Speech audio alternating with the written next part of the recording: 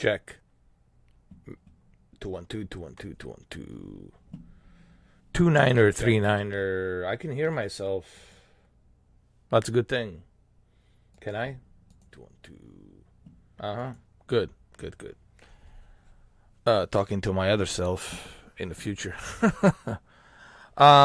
So this will be a short live stream, be like maybe 3 hours, 2 hours and 53 minutes, something like that. We're gonna again jump on Series S. A lot of people ask me, why am I using a Series S for Microsoft Flight Simulator? Because I want people to see what this console can do. And let's be honest, the chances of you getting the Series X are very slim. Even Phil Spencer said, it's going to be very tough to find the availability of the Series X due to the, obviously, those groups of people who do reselling and, they have scripted bots and they're buying these consoles in bundles. There's no law to stop them. Technically, they're within their legal rights to buy as much as they want to buy. And there's no legal law to stop them, okay? And they're going to continue to buy them in bundles, and they're going to continue to resell it. Whatever's the highest, most wanted item, they're going to keep doing that. So, Series S, on the other hand, it's frequently more available.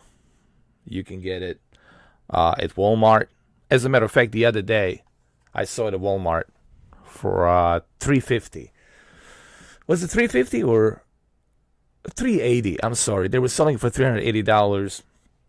They included some controllers and whatnot, but still, it's better than paying what you're going to be paying on the StockX or other, places. I was lucky enough to get it for $300, just a console.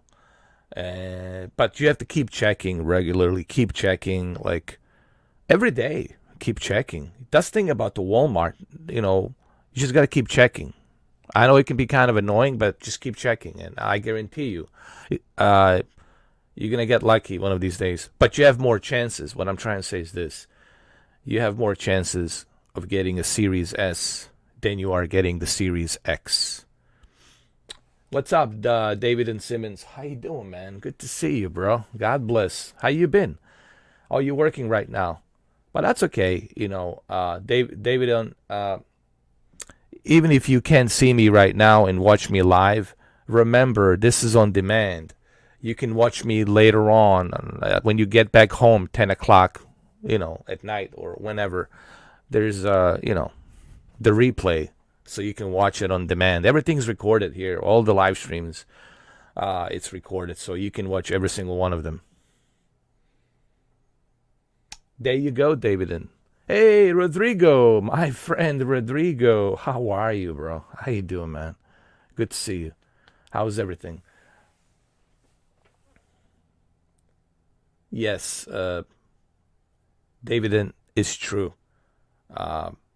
As a matter of fact, the way I got mine was I was watching this guy, Solid Rev, on YouTube, and he was doing a video with his son. Like, what would you rather buy? Would you rather have Series S or would you rather have PlayStation 5? And his son says, nope, I don't want the PlayStation 5. I want the Series S. And, I was looking at that video and I was thinking about it. And I even watched some of the Review Tech USA videos and some other people and even some other individuals on YouTube. And they all keep saying that Series S, it's misunderstood, actually. It's kind of underrated. It's like that big elephant in the room that no one wants to talk about. Almost kind of you feel sorry for this thing because it's so underrated, for what it can do, how compact it is. It doesn't even overheat. I can hold it in my hands right now, and there it is right here. I can hold this thing in my hand, and dude, doesn't bother me one bit. It's very light, doesn't even overheat. So that's how I got mine, because I was thinking just like everybody else, oh, it's a down-powered console. Why would I bother purchasing a Series S, right? Well, once I got it, you guys saw those videos. Those videos are there. I was blown away. I was like, how is this possible? Even Forza Horizon 4, when I was playing it, um, I was blown away how good it looks. Well, we can go jump on Forza Horizon really quick, and then we'll switch to Flight Simulator. Okay, and we can do a quick resume really quick, back and forth. Even with Forza Horizon 4, I was blown away, and how beautiful it looks on my OLED TV. The fact that it has all of these features like velocity architecture, SSD, NVMe, the expansion bay for the NVMe SSD, 3 USB 3.0s, HDMI 2.1, 1440p 120 Hz, Dolby Vision, HDR, quick resume, all of these things included.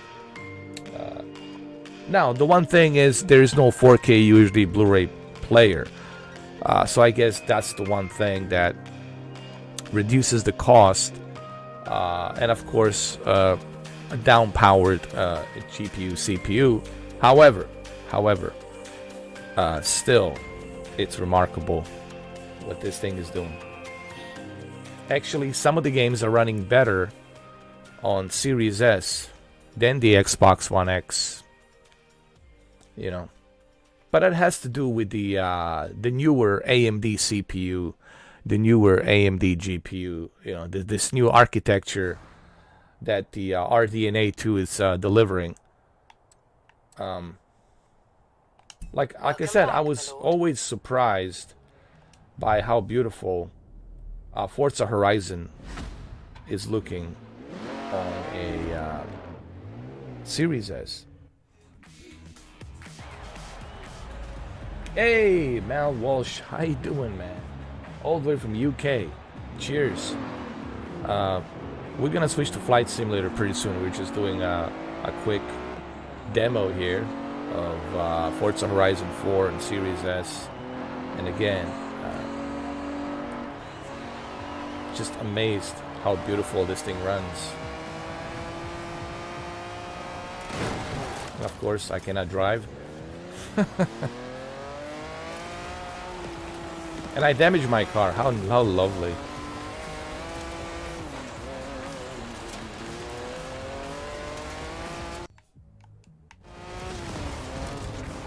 Look, I damaged my car, of course.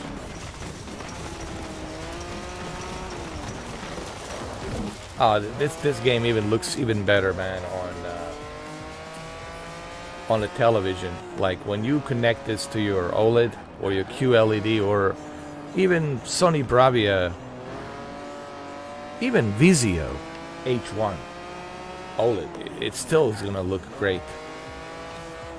And it's just remarkable, like I said, that we're playing this on a Series S. I personally couldn't even believe. Like I said, I don't remember even on my Xbox One X the Forza Horizon 4 looked this good.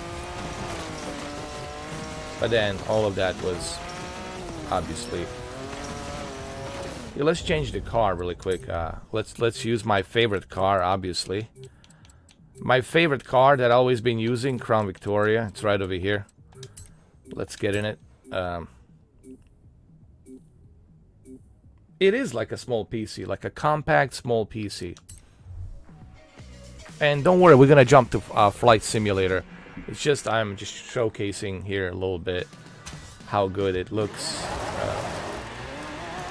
how good Forza Horizon 4 looks.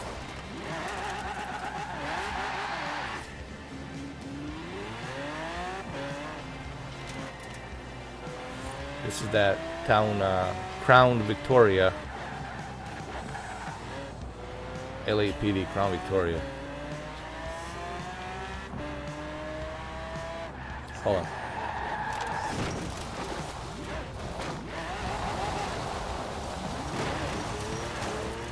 Let's park it here. It's just beautiful, man. It's almost hard to believe, especially when you use the drone, like a drone mode. When you use the drone and you get a little bit closer. Yes, sure, I have damaged my car, granted, I have damaged my car, but look at that reflection and the detail. Even on the LED lights, look at that. Even on the LED lights, how beautiful that thing looks.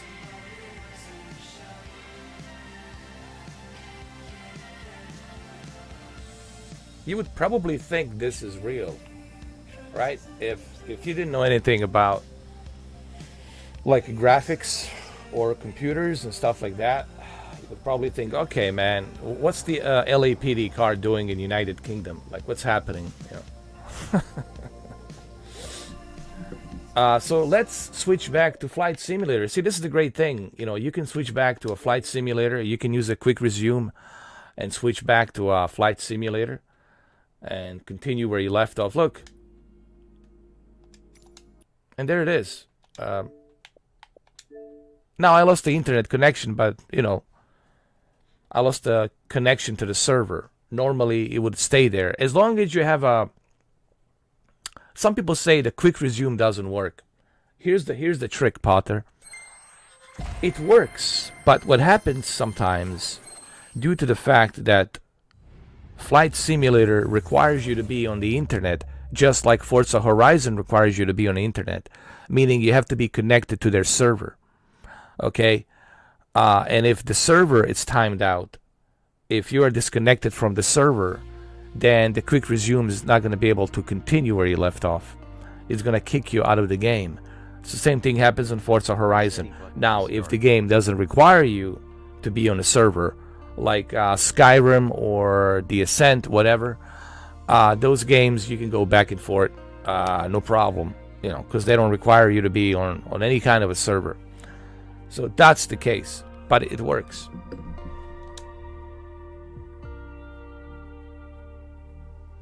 What kind of monitor do you have, Rodrigo?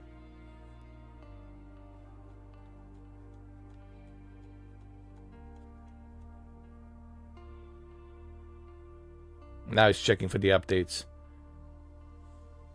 And believe me, there will be plenty of updates in the future. This is just the beginning.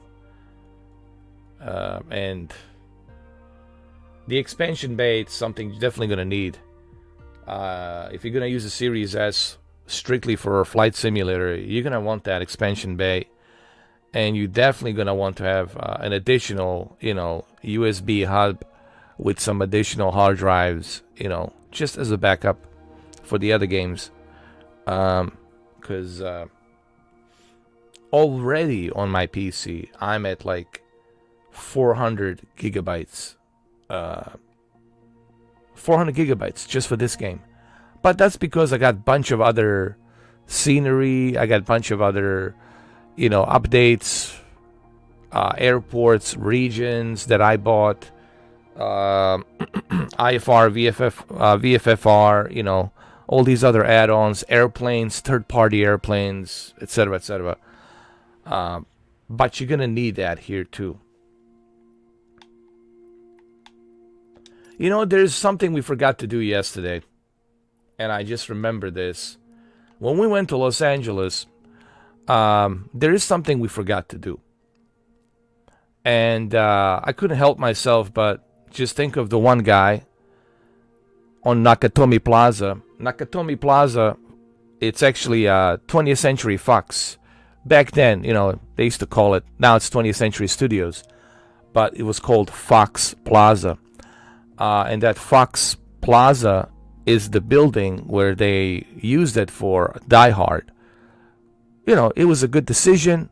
Hey, we don't have to spend too much money because we're using our own building. So we don't need to have any permits, you know. So it kind of made sense. Hey, let's film it here in our own building. And it was the most smartest idea that the studio and John McTiernan, film director, had decided to do. It was just perfect. Not only did they reduce the cost of the film, sure, the film cost a lot of money, sure, but they were doing everything inside that building. You know, so it made total sense. Like, all right, let's do it here on this building. You know, Fox Plaza. It's still there, obviously. That building always going to be there. Because that building was not...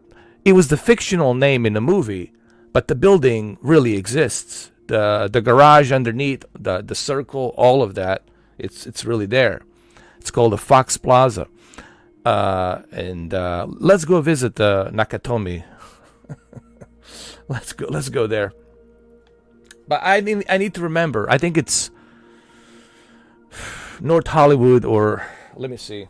I know it's right next to the to one of the freeways. Wait a minute. I gotta go look it up, guys. It's been last time I was in LA was 2006. First I went to Vegas. Then I rented a car from Las Vegas to drive all the way with the Interstate 15. There's the Interstate 15 that you take from Las Vegas, and that Interstate 15 will take you directly to Los Angeles. And you have to go through all the desert, Mojave Desert, and White Sands and all that. So that was a long time ago, 2006. It's been a long time. So I gotta go search. I gotta search where Fox Plaza is. So just give me a second. A lot of people are asking, why did 20th Century Fox remove the Fox logo? Well, that's because the 20th Century Fox was owned by a news corporation company, right? Pretty big corporation. And now it's owned by Disney. So Disney didn't like the name Fox, so they wanted the Fox removed because it was part of the a news corporation company. So they wanted that removed.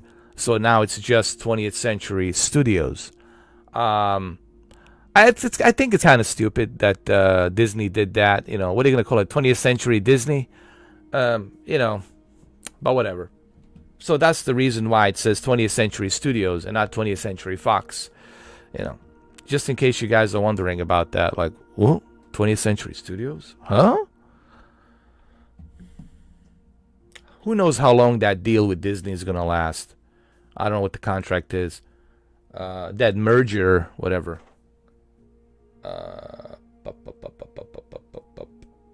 Fox Plaza. Oh, there we go. 2121 Avenue of the Stars, Los Angeles, California. It's the address is 2121 Avenue of the Stars, Los Angeles, California. Zip code 90067. Okay, so let's go check it out on the map. All right. Avenue of the Stars on Olympic Boulevard, of course.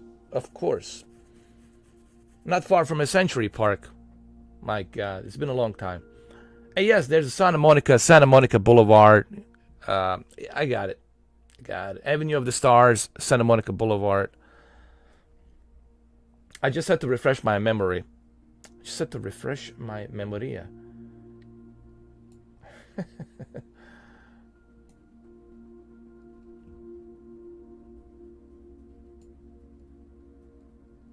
So we're gonna zoom in here. I'm gonna look for the Santa Monica Pier.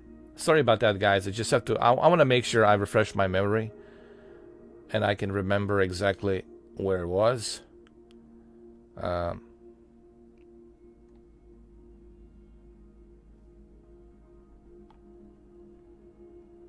Oh, there's Santa Monica. There's the pier. I got it. We're gonna start from here. And we're going to go with Santa Monica Boulevard. So basically, if you're in Los Angeles right now, and you're visiting LA, what you need to do, you need to hook up to Santa Monica Boulevard. Santa Monica Boulevard will take you, if you go east of the beach, which is right there by the Santa Monica Pier, that famous Santa Monica Pier, you got to go east. And it will take you directly to the Fox Plaza. We should be right around here somewhere. Hold on, we're gonna find it. Don't worry, man. We're gonna find it. And there's even the airport here. We're gonna go to the airport. Look, I want to do this right. And this is what I like about Flight Simulator versus the X-Plane 11. Even though I understand X-Plane 11, it's strictly for hardcore pilots. It's the most realistic aerodynamics, and I'm not questioning that, guys. If you want the most realistic control of the airplane, the X-Plane 11 is it. But if you want to be able to check out every part of the world around the globe, the flight simulator is it. So just bear with me, guys. I'm just going through this. Hey, what's up, Martin? How you doing, bro? Thank you, Martin J. How you been?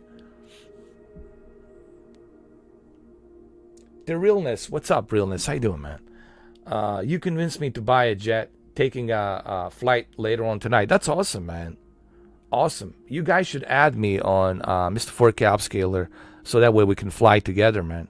Yesterday, I bumped into my friend from UK, Rob. Rob was flying while I was filming that video for the HDR HGIG picture settings, and he came in right next to the Loch Ness in Scotland. So, okay, let me just make sure I get the Fox Plaza correctly here. Century City. This is where the Fox, news networks and, Fox channels are all located. You got the Fox Sports. This is like a Fox little playground, if you will. So, let's see. I got it. Century City. Right of Century City. Just want to make sure I get it right. Okay. So, it should be... Hold on. I want to see if I can find it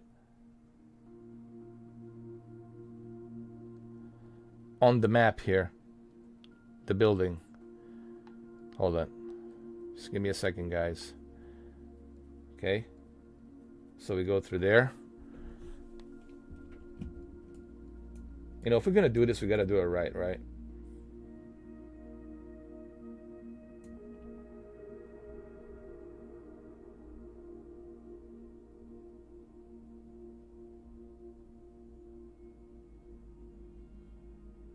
Actually, it wasn't my bad, guys.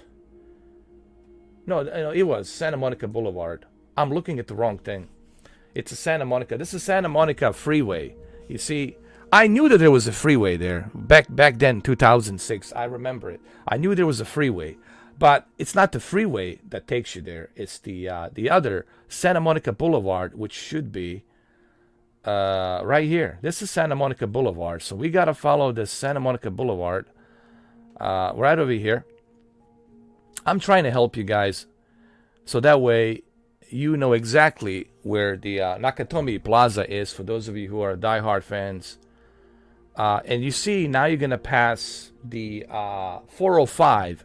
405 is the freeway, which is the one that's going to take you down to San Diego. And it's the most busiest freeway, 405. Let's keep going. Let's keep going. Keep going. Keep going. Keep going.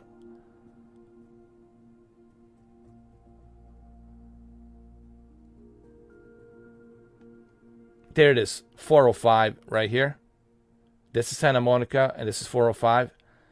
So, got it? So it should be right over here, Fox Plaza.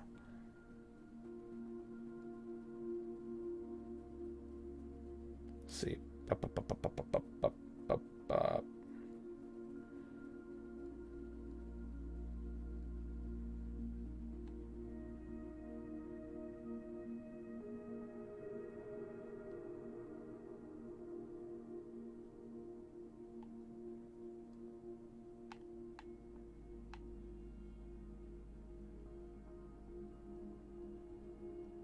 I just want to make sure I get it right.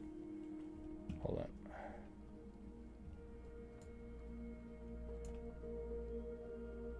Oh, no, it's a little bit north. My bad. It's a little bit north. I'm making a mistake. It's a little bit north, right over here. It's a little bit north. West Los Angeles. We're a little bit north.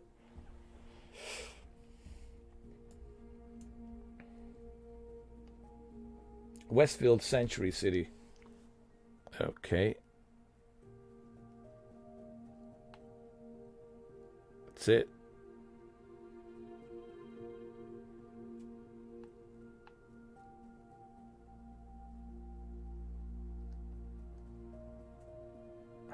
Be right over here.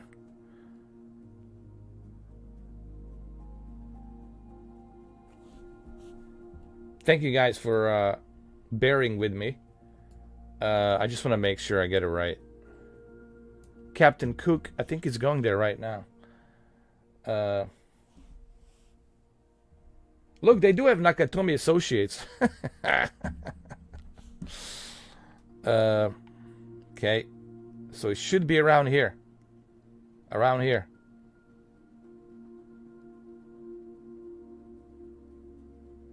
It should be around here. Around here somewhere. Come on, Nakatomi.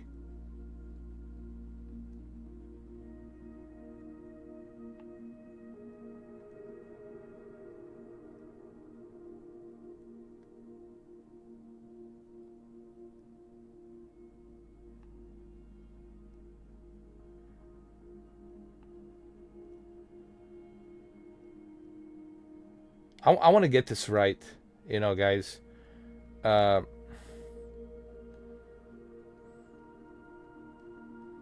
Just want to make sure that I got it right. I know it's around here somewhere, and it's kind of hard to tell from a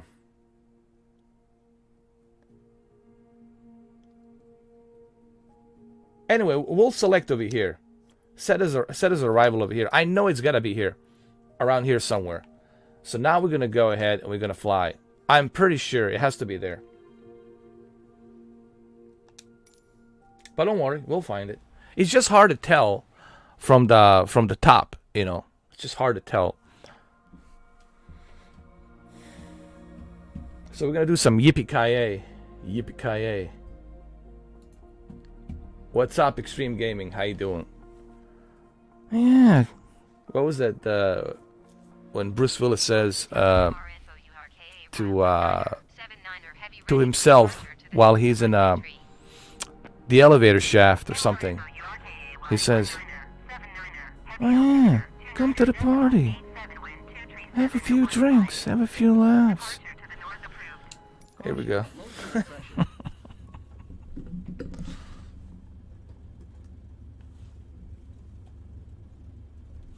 And let's oh, look, it's a beautiful day. It's a beautiful day, man. This is great. Just what we needed. Let's go ahead. Let's get ready. I'm doing good, troubled problem child. How you doing, problem child? We're gonna go see Nakatomi Plaza.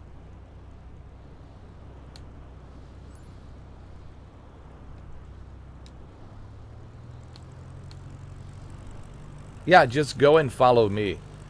Go to Santa Monica. There's Santa Monica Airport right there, not far from the to the pier.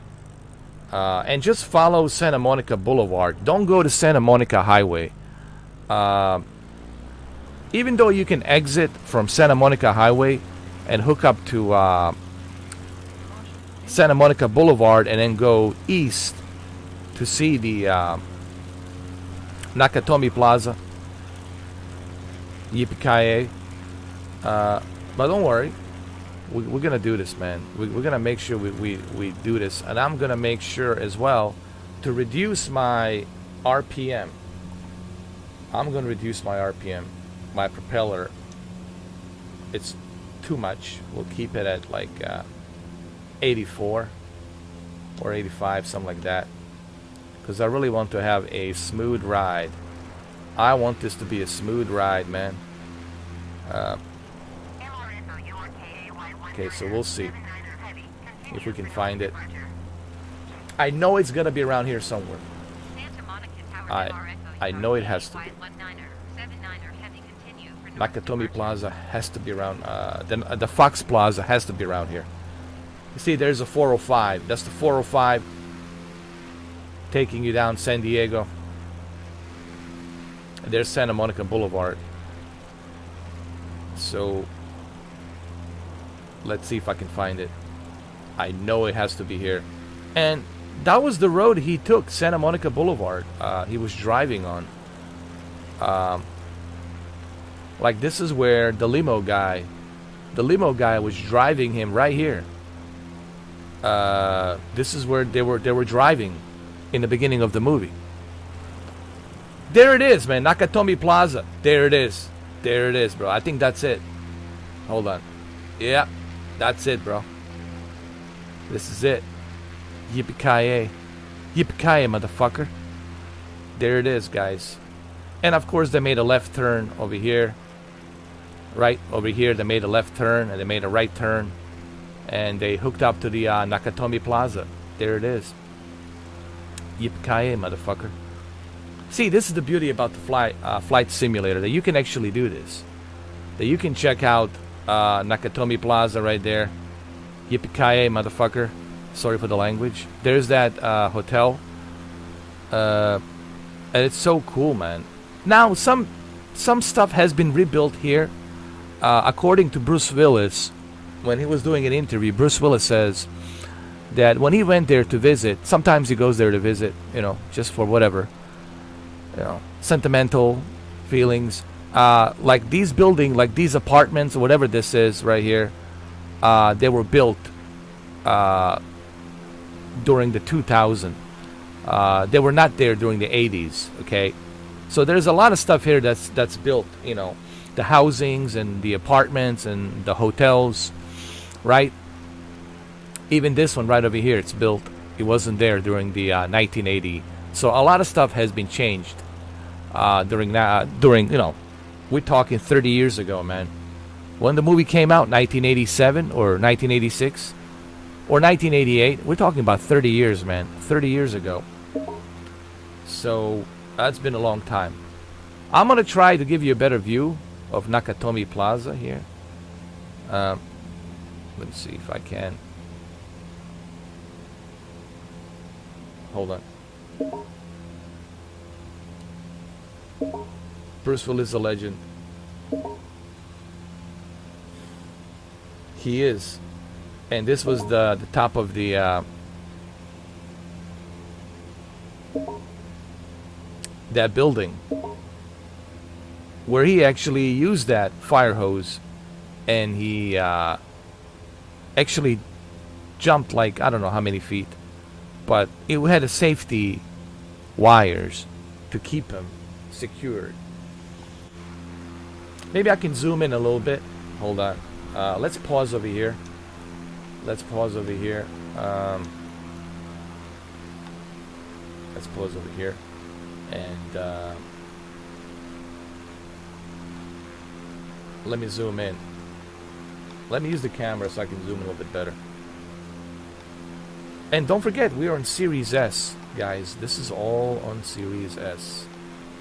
Again, I just want to bring it a little bit closer so you can see it better. There we go. And I'm going to go ahead and try to do my best. Let's do a Nakatomi Plaza during a sunset. Let's do it like during a sunset, because that's when he arrived. That's when what's his name arrived at the Nakatomi Plaza. Well, there you go. During the sunset, right there. Put it like that. Hold on. Drone camera. Well, we can do that. We can use a drone. Which is... You know what I could do? I'm gonna land... Maybe I should land somewhere. Let me see. Up. Showcase. Drone focus.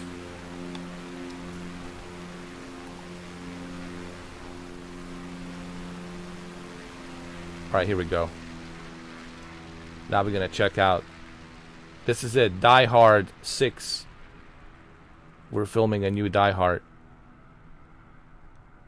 I think they should do another Die Hard where they go back to Nakatomi Plaza and something else happens. Let's say Hans Gruber, both brothers died, and now their nephews from Germany. Listen to this script. 2 nephews from Germany are pissed off, and they want John McClane to pay the price. Okay? They want his entire family to pay the price. And now they're setting up something on the Nakatomi Plaza again. And it turns out that the nephew that is dating John McClane's daughter, it's the nephew of Hans Gruber. Imagine that script. How cool would that be, bro? That would be like, I think that would be a great setup to like put a final chapter of Die Hard, you know.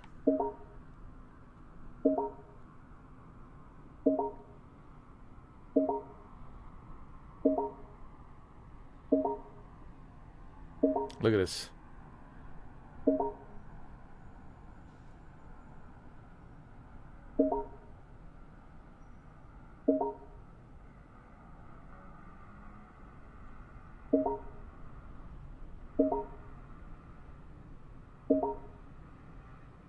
There's that circle.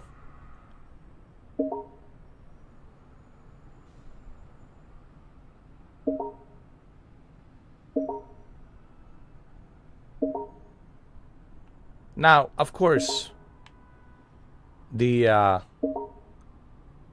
circle will look better in real, but it's pretty identical. There it is. It's pretty identical. Let's go to the top of the building, Nakatomi Plaza. Right here.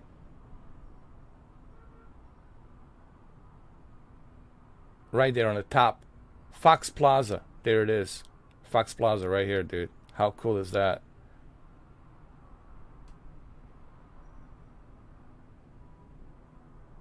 Look at that.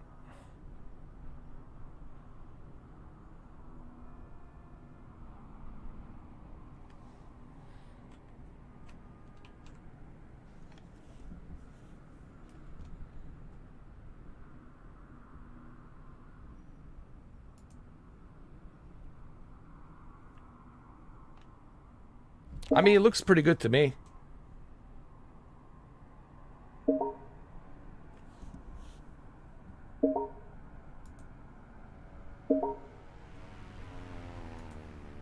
Alright, dude, I'm reporting you, dude. For spamming, dude. Alright, well, there you go. Good luck, man. You idiot. Some people never learn, dude. Some idiot's trying to invite me to a party 50 times, spamming me. Well, now you report it. Now your account might be blocked. Now you're gonna be without the Xbox. I hope I was worth it to you, man. Some people are just such dumbasses, man. Am I really worth it to you to have your account suspended from the Xbox Live? You know that Microsoft doesn't screw around with this stuff.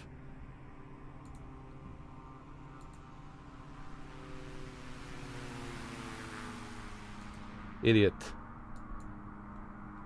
Anyway.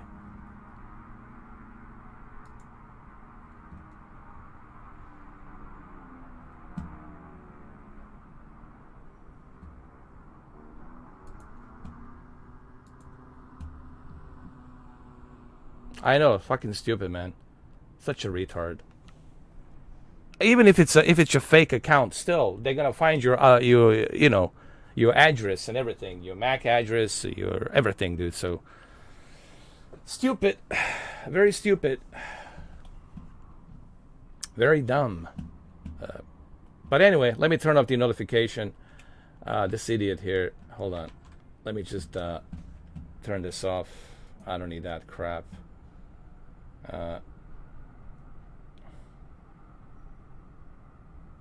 Hold on a second.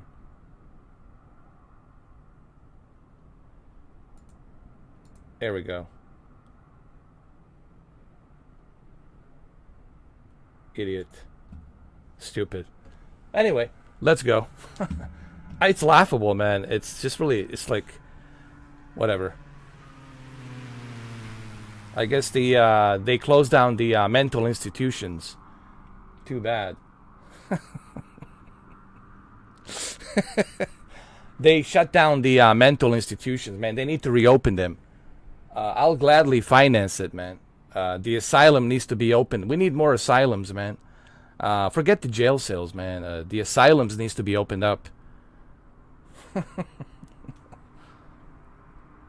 Look how beautiful this is, man. Look at this. Yeah, they're Nakatomi Plaza, bro. Anyway, I turned off my notification. I reported that idiot. So go ahead, keep on sending messages. Good luck. I don't know what he has achieved. Absolutely nothing.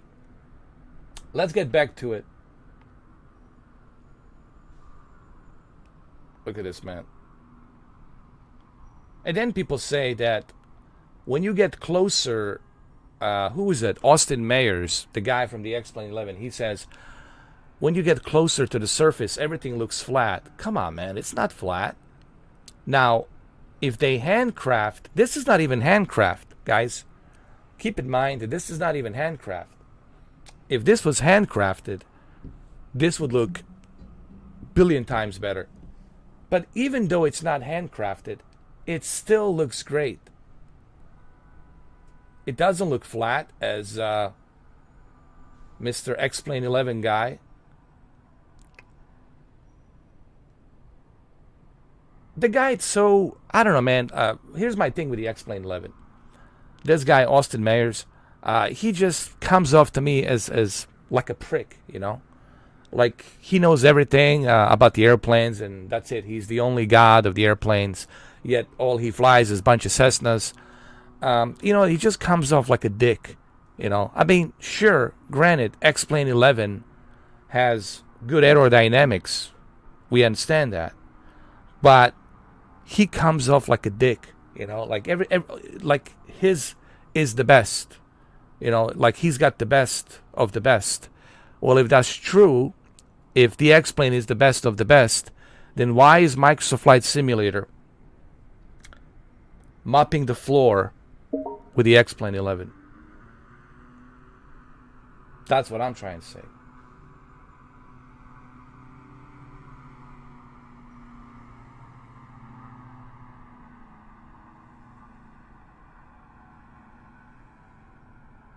Looks pretty good, doesn't it?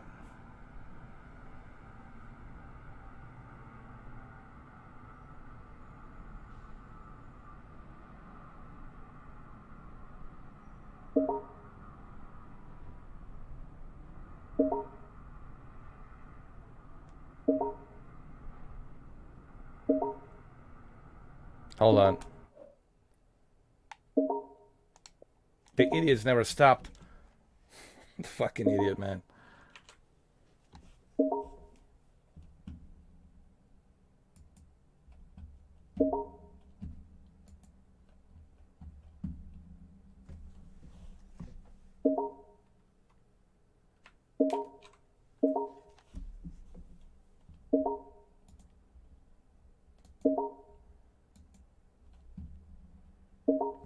Yeah, it doesn't look amazing.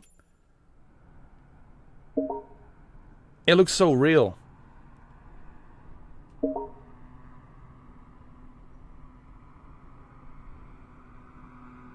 Well, I don't know what they're achieving. I don't know. Nothing. I mean, I'm still getting paid. I'm still doing a live stream. I don't know. Nothing. Absolutely nothing.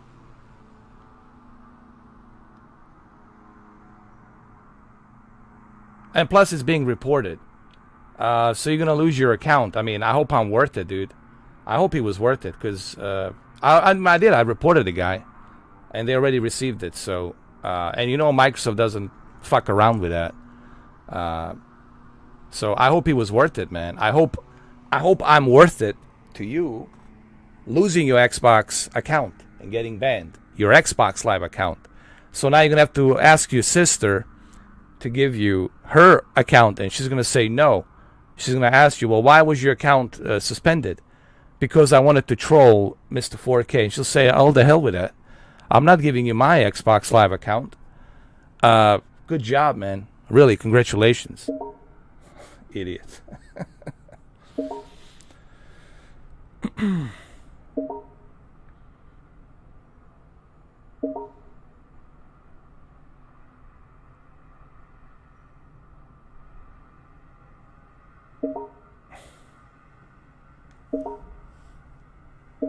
Look at this.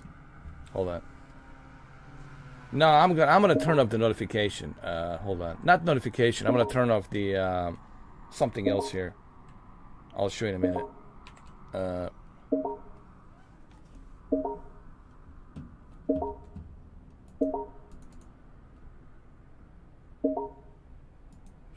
Just give me a second. Here we go.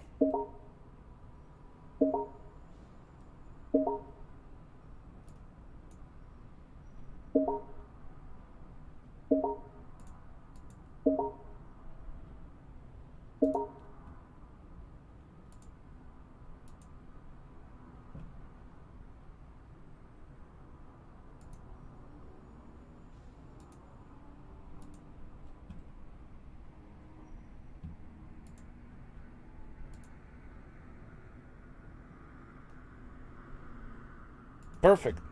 There. No, they don't, man. Apparently, they don't. Hold on. Don't worry, I already reported him, man. It's all good, man. He's gonna lose. He's not gonna win anything. I'm winning. I'm getting paid. I'm already making over $2,000. I made just in a couple of days. If you want to know. But you're gonna be without the Xbox Live account, so it's gonna suck for you. So I don't know. Maybe you should ask your sister to put you in a mental institution or something. Maybe they have a cure for you. I don't know. Maybe they'll drop you on your head. Maybe it's going to start working or whatever it is. You can't feel sorry for these people, man. These people are a bunch of cancers running around, dude. I don't feel sorry for people because they know exactly what the fuck they're doing. So why should I feel sorry for them? Fuck them. I'll give you exactly what you're giving me. I'll give you the fucking taste of your own medicine. So I don't feel sorry for these motherfuckers. And you shouldn't feel sorry for them either. Just my opinion. Not my problem if your mother dropped you on your head and you're so fucking fucked up. I don't know. Don't live. Kill yourself. Do us all a fucking favor, dude. Kill yourself. No, for real. Do us all a fucking favor. Because we don't have time to deal with your stupidity, bro. Jump out of this Nakatomi Plaza flat first. Hold on. I gotta report this motherfucker, man. I'm tired of him. Hold on a second. He's asking for it, so he's asking for it, and we'll be done. Die will be done. Don't worry. All right, asshole. All right, asshole.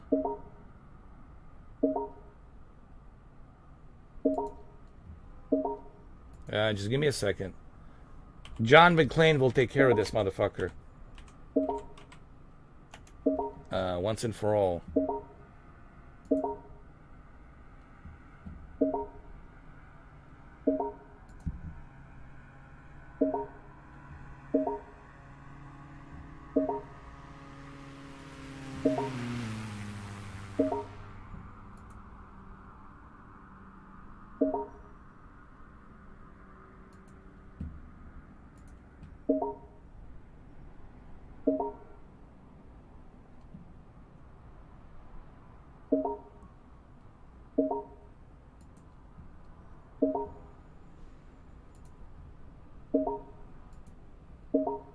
Hold on.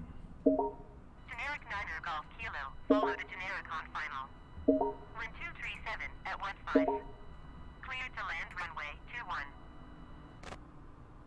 21. This fucking guy, man. Cleared to land runway 21 generic Niner Golf Kilo. This fucking guy is so dumb, man. I really hope it's worth it, dude. I really hope that, because your other Xbox accounts will be banned. You do know that, even if you use 2 different emails. If you, I guess you're not that bright, are you? I hope people can see just what an idiot this guy. This guy wants to self-destruct his Xbox Live account because of me. You should jump from this building and do yourself a favor and jump from this building. Just like Hans Gruber did. You fucking idiot. Dumb motherfucker, man.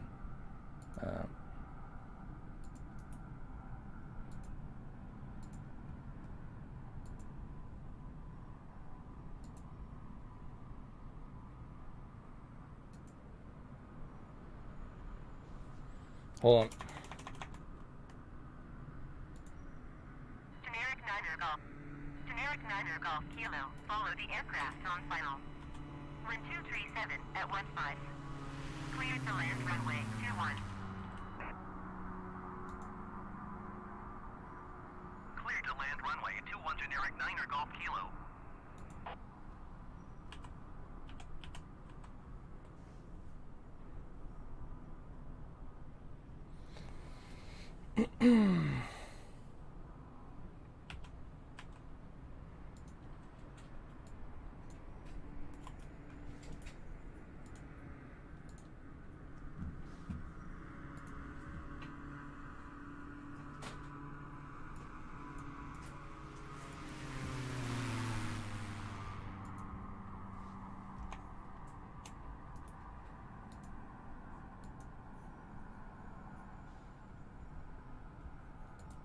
Alright, let's do this.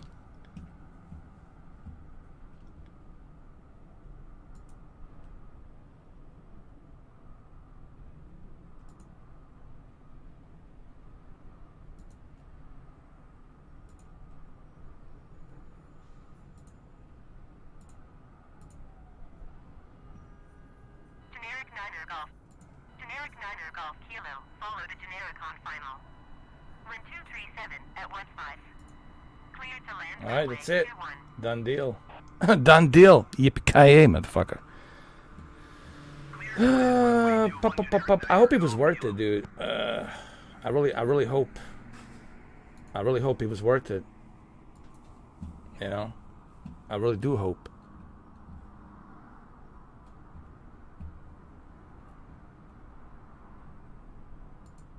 The deed is done.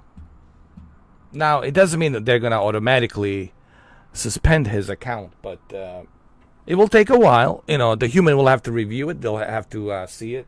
Plus, I have the, the live stream to prove it as well. So, yeah, job well done, dude. Job well done. Yeah.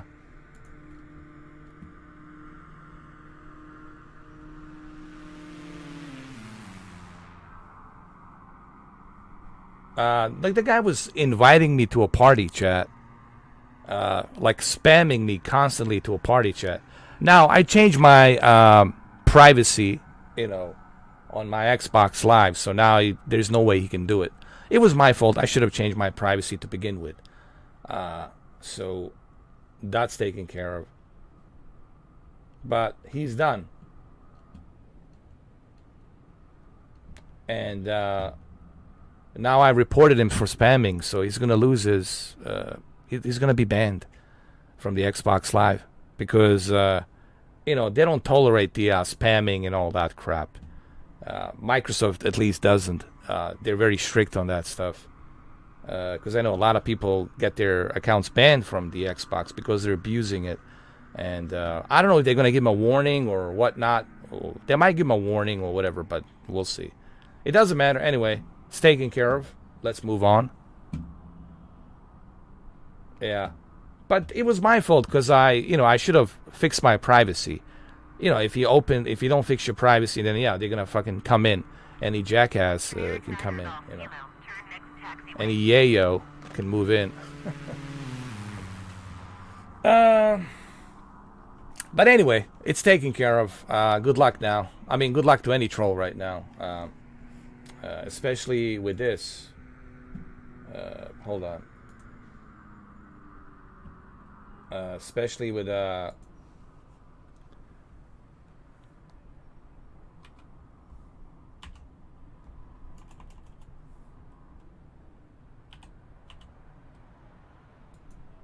especially with a 63 seconds delay, slow mode. Good luck, man. You know, a minute.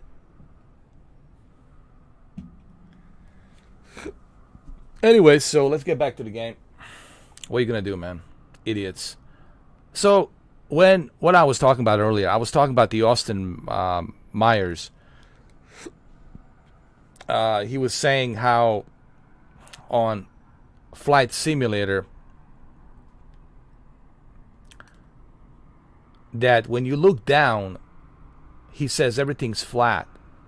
Well, here we go.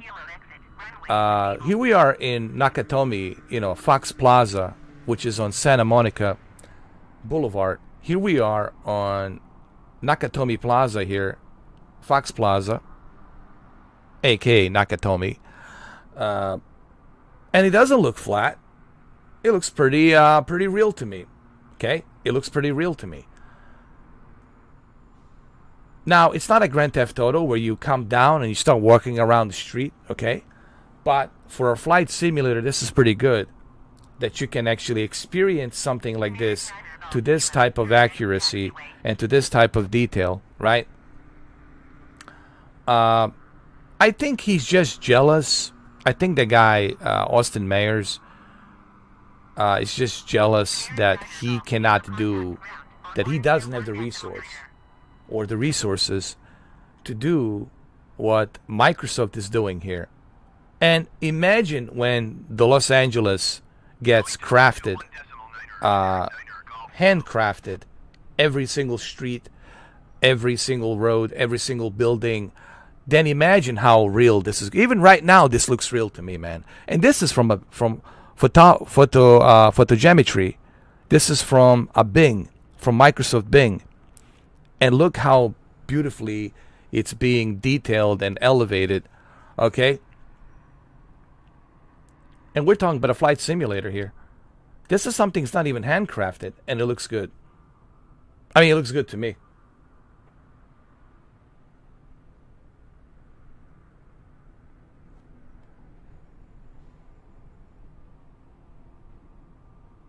Well, it really doesn't matter. I told him to jump out. I told him do us a favor and just, jump out of the building, dude, or something.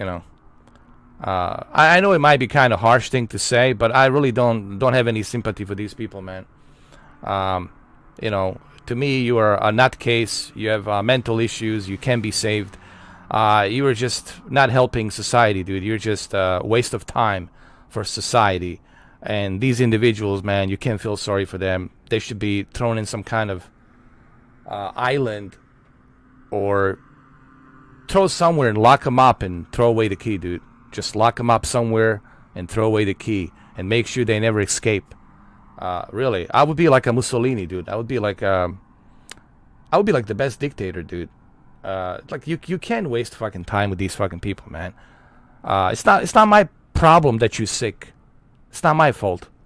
That's your pimp's dad's fault that put a dick in your mama and then you were born. Blame him. But we don't have time for you.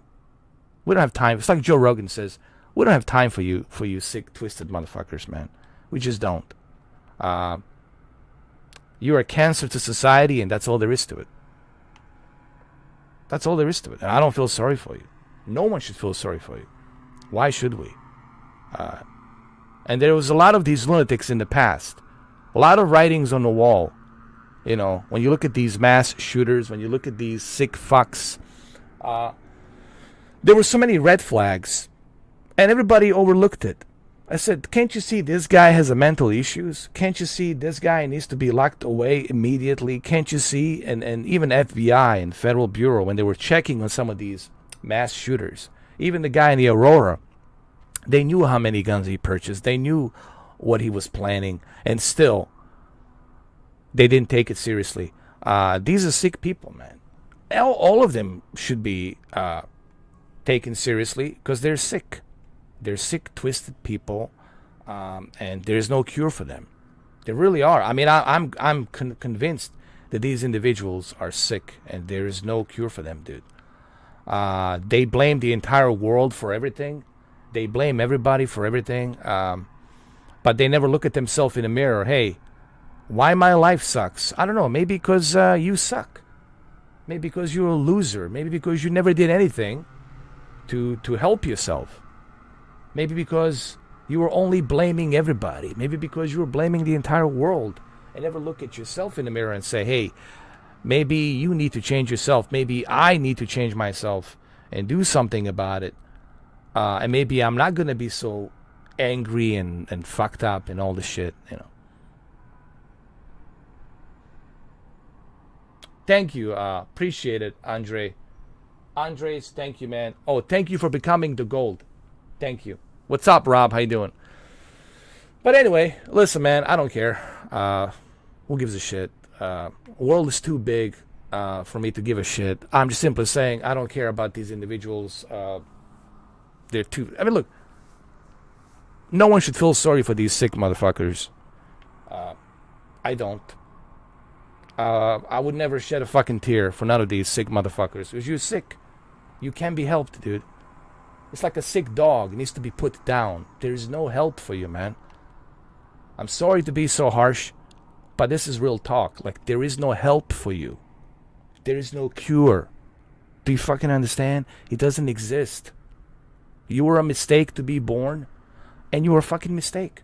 You were cancer floating around like a fucking virus. And there's so many of these motherfuckers out there like viruses. Until they do something unthinkable. They do something crazy. Stab somebody or decapitate somebody or do something fucking crazy, right? There's a sick individuals out there running rampant, man. What's up, Pure Platinum? How you doing?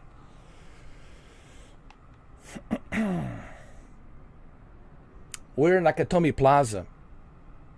By the way, Fox Plaza. And thank you, Andres, for becoming a gold member.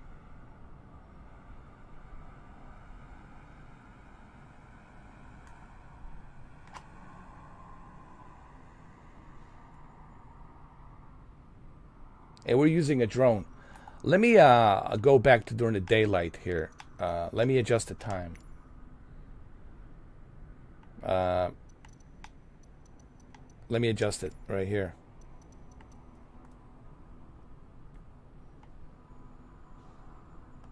Oh, anytime, man. My pleasure.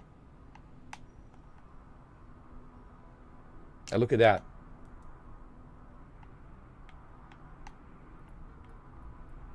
I already did, Martin. I did it yesterday. I only bought one airplane. Well, this one right here. I'll show you in a minute.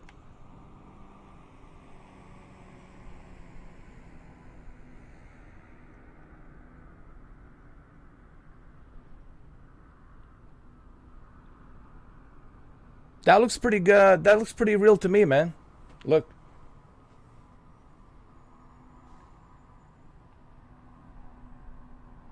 There it is, Nakatomi Plaza, bro. Yippee-ki-yay, motherfucker.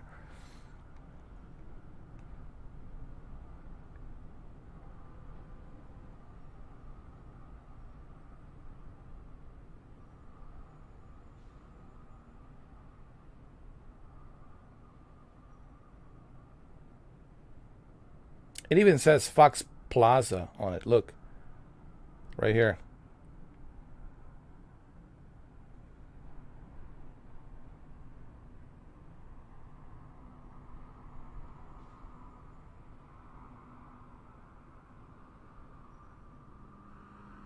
And guess how we found it?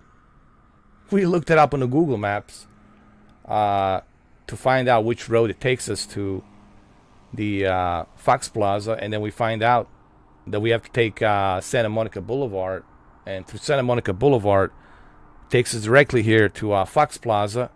There's a Fox Sports over here, I believe. A couple of Fox Sports buildings here, I think. Now, these two buildings have been here even in 1980s, okay? And there is something interesting here, guys. The all-seeing eye, if you look above, you'll see the all-seeing eye right over here.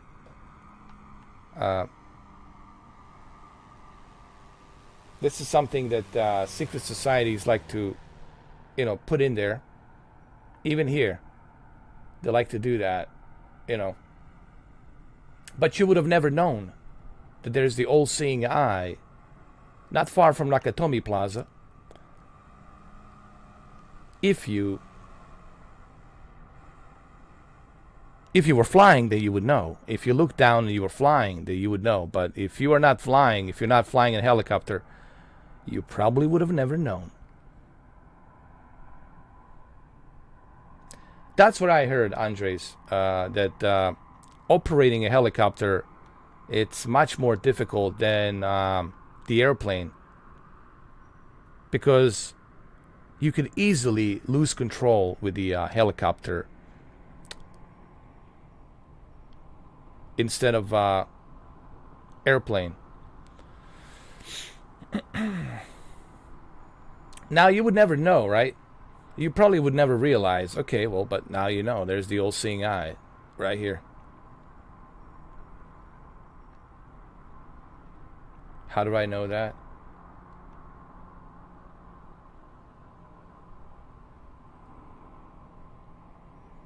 Because I'm very smart, man. There's a problem child. There's Extreme Gaming right there. He's flying around.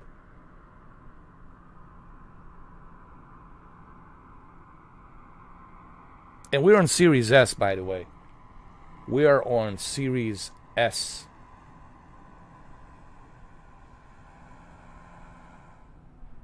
And then Austin Myers says, oh, but he said the guy who created X-Plane 11, he said, I tried the Microsoft Flight Simulator, and he has a Game Pass, I guess. He tried the Flight Simulator, and he says, I don't know, man. I look at the Flight Simulator, and then everything's flat. It doesn't look real. Dude, does this look flat to you? This doesn't look flat to me. This looks like really the location, the exact location where the Fox Plaza is, east of Santa Monica Boulevard. This looks to me pretty redefined. It doesn't look flat. But why is he saying that? Why is the Austin mayor saying that? Now, I have nothing against the guy personally. He's a pilot. And when he created in 2009, or was it 2009 or 2008, when he created X-Plane 10 and X-Plane 11, it was pretty good for a simulator, for a flying airplane simulator. It was great, and still is when it comes to aerodynamics, right? X-Plane 11 has much better aerodynamics than, let's say, a flight simulator. But this is something that Asobo can upgrade and fix throughout the coming years. But there's so much that's missing on the X-Plane 11. The clouds looks like crap. The scenery looks pretty much identical, same. There is no multiplayer. There's so much missing on the X-Plane 11. But he still couldn't give any credit to Asobo in Microsoft, because he believes that X-Plane 11 is the best thing there is, and there's nothing better than X-Plane 11. Whatever, you know. And I love X-Plane 11. I have it. And it's definitely realistic flying simulator. And it's more difficult because it's so realistic. However, I would never talk down on Microsoft Flight Simulator. I would never say that this is garbage, this is flat. He's saying that everything's flat. And this is not even, look, this is not even handcraft. We're not talking something that's handcrafted. This is directly from a data. Okay, I'm using a drone, and this is directly from the data center. And come on, man. And we're using a Series S, and this is directly from a data center. He's acting as if X-Plane 11 is doing something more better and realistic. You can't. First of all, you can't fly to Los Angeles. Let me tell you, when you fly to Los Angeles with the X-Plane 11, you don't even know what city that is. You can't even recognize what it is. When you fly with the Microsoft Flight Simulator, you know exactly where you're at. You know exactly where you are. With the X-Plane 11, you don't know where you are because everything looks the same.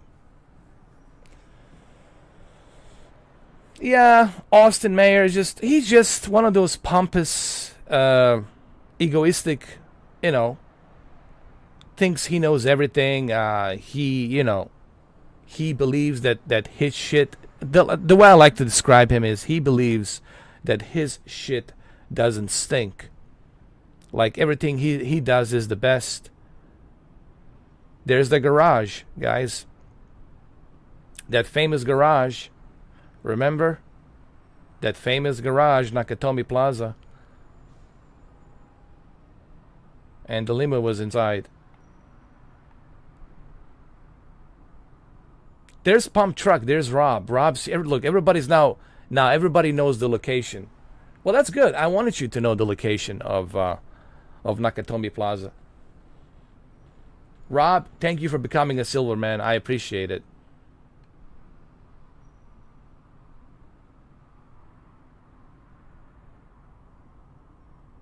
Same thing with me, man. And I want people to understand I have X-Plane 11.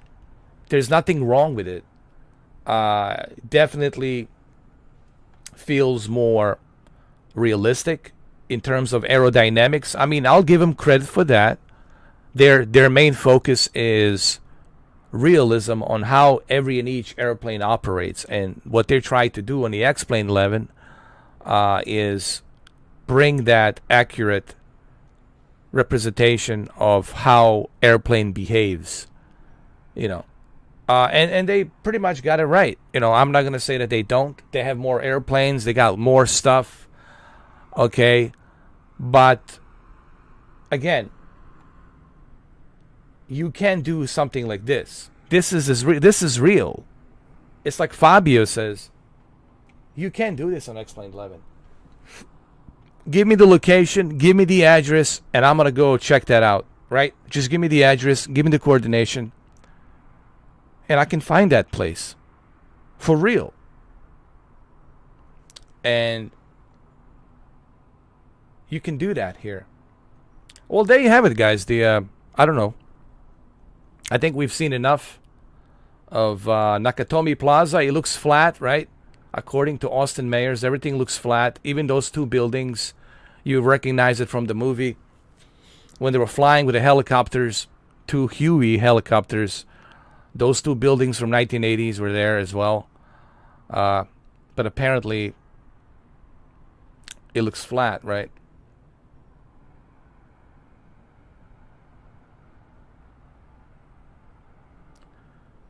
And this is just the beginning, okay? Wait till...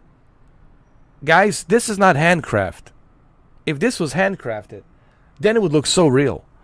But even without being handcrafted, it still looks real. It still looks identical, man. Okay? And if you look at some of the photos and you type in Nakatomi Plaza, Fox Plaza, just east of Santa Monica Boulevard, you will see... Well, this is just right next to Santa Monica Boulevard. You will see like how identical this Fox Plaza is. Very identical.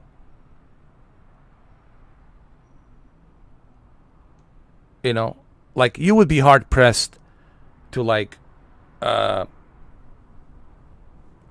any differences. And this is from data. We're not talking about being handcrafted. Now, when they handcraft more of these cities, like LA, New York, San Francisco, Seattle, DC, etc., it's going to look so much better. I'm telling you, 7 to 8 to 9 years from now, 9 years from now, this is going to be the most realistic simulator, period. And no one's going to bother, really. In my honest opinion, no one's gonna bother with the X-plane. It's just there won't be any reason. There won't be any reason to bother with the X-plane 11 because people are gonna say, "Hey, this is real weather, real ATC, real maps, real geometry, real elevations of the mountains, real architectures from the satellite imagery of these buildings, laser scanned with cameras." You know, they have to use the airplane. Okay, they do have satellite imagery from the satellite, but they also have drones or helicopters or whatever they use to scan, laser scan all of this area.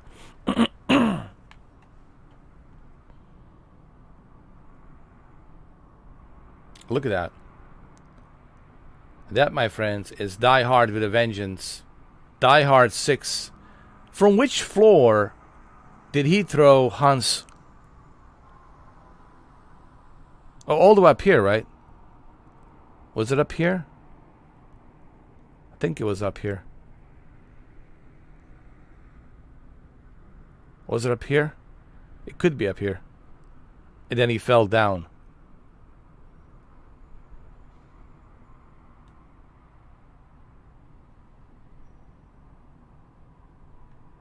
Anyway, enough of the Flux Plaza. You've seen it. Let's go somewhere else, man. Let's go to Loch Ness. Okay? I just wanted to go to Los Angeles just to show you this building. Yes, Andres.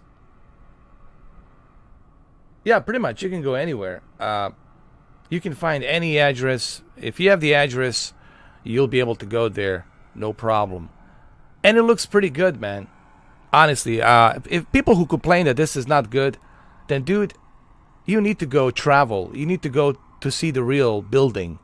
You need to go to this exact street, and you're gonna say, "Holy shit, that's pretty." It's not flat.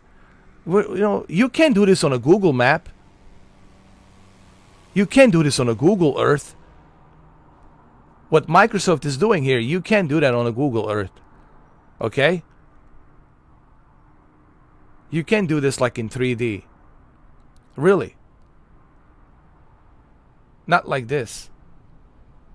In this kind of detail. I tried it, man. It's not the same thing. You can do like a photo map, 3D photo map, and you can look at that street, right? But you can't like do it like this. Not like this.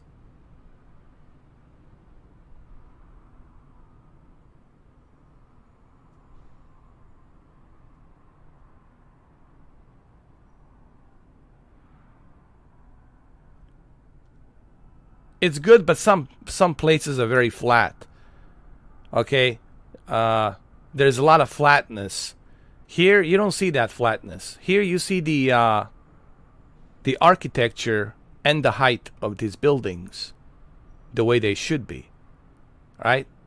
And that's something that has never been done before, and it's being done here on Flight Simulator. And it looks pretty darn good. Anyway, let's get back to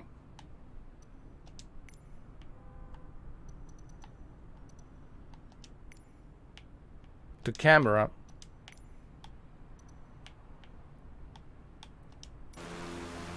We're gonna continue.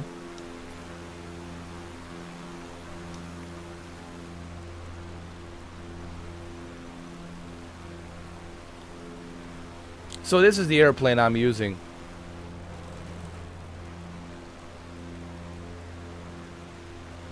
How much is better? The question was for Martin, how much better is Series X from Series S? It's pretty much identical, man. Pretty much identical. The graphics are pretty much identical. Ultra. The only difference is If you get closer to your TV, you can see that Series S, it's a slightly sharper. Just slightly sharper, but it's pretty much identical, man. Pretty much.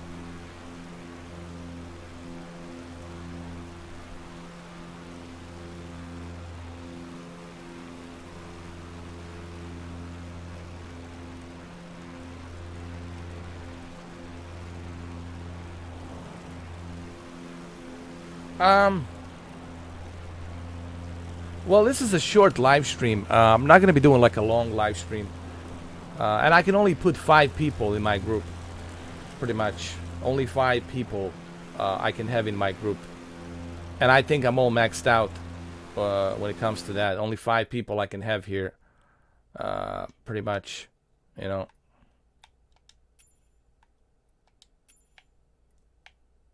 One, two, three, four, 5.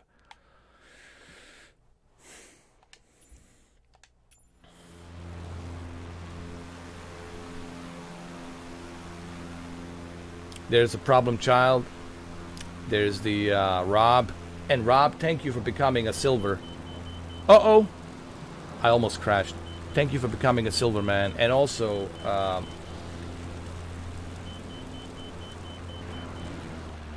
there we go. Right next to Nakatomi Plaza, dude. Right next to Nakatomi Plaza. Can you believe this shit?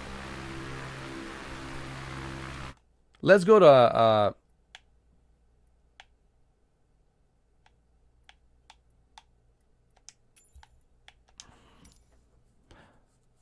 let's go to Loch Ness. I just wanted to take you to LA really quick to show you the where Nakatomi Plaza is, where Fox Plaza is. I think we're always going to call it Nakatomi. No one's going to call it Fox Plaza because people always remember that building as a... And that building will always be there because it's so iconic.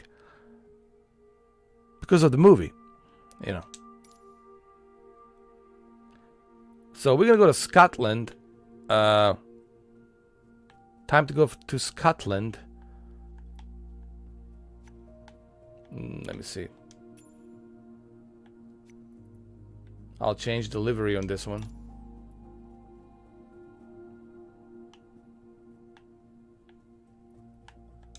There we go. And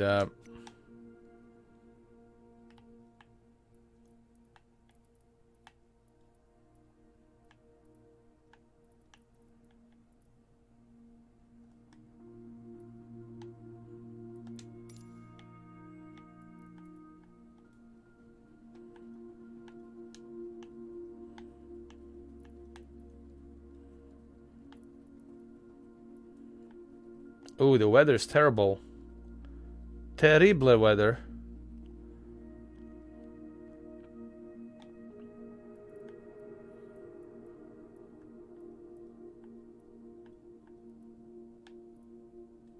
Loch 11. Loch 11. Loch E Isle. I think this was the place I went through. Hold on. Lucky. It's right here. Lucky. Okay, let's go. There's an airport over here. I'm pretty sure, dude. Is there? I could swear there was an airport.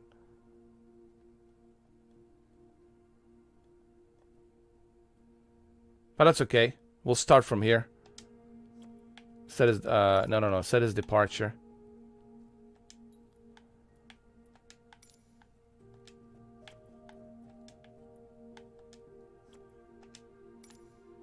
And then go to Lucky. This is Loch Ness. Loch Ness.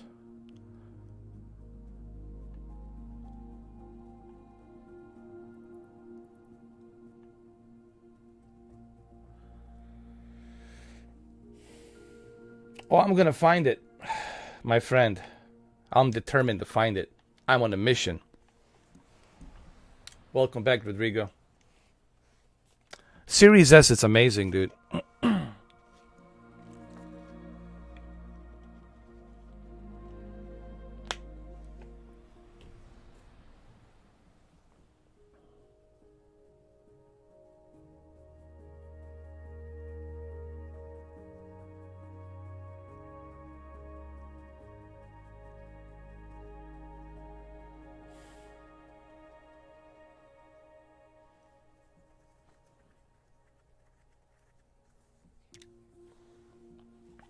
Here we go.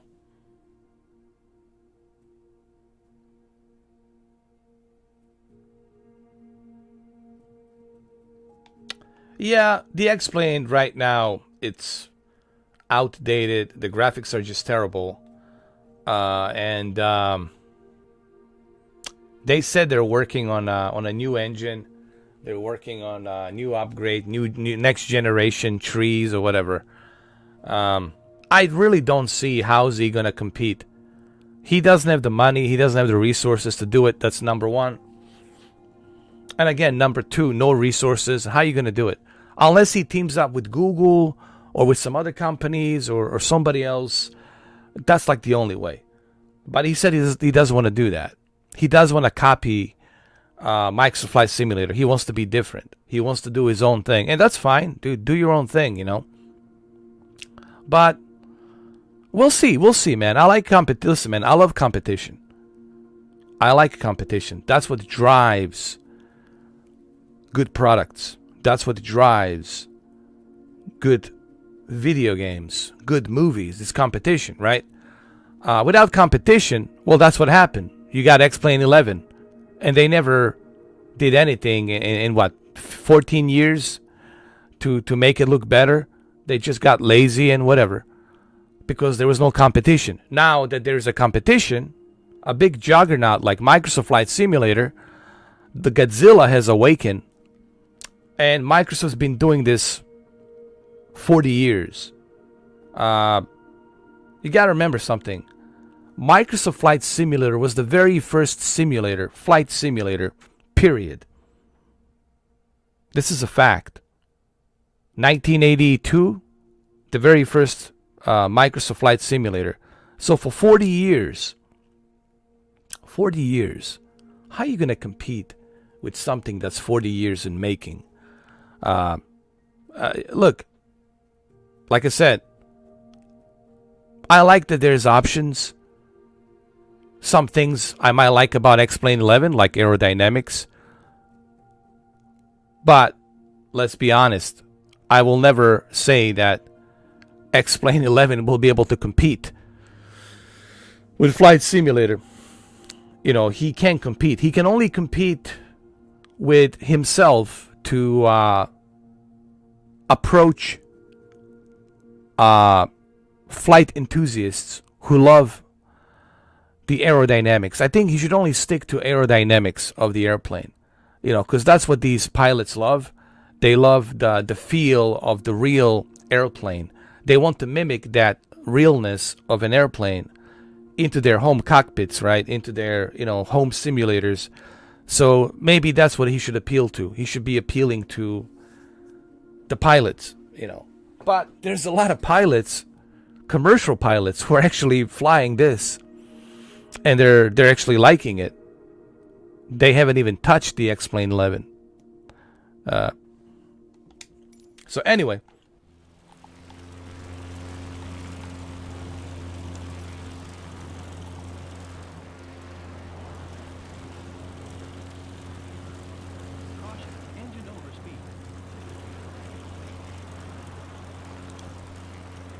well, they can't, honestly. I don't think they can. We're in Loch Ness. Let's change the weather. I'm not happy with the weather here. I want the weather to be better. Like that. Hold on. Like that. And I want few scattered clouds. Like that. And there we go.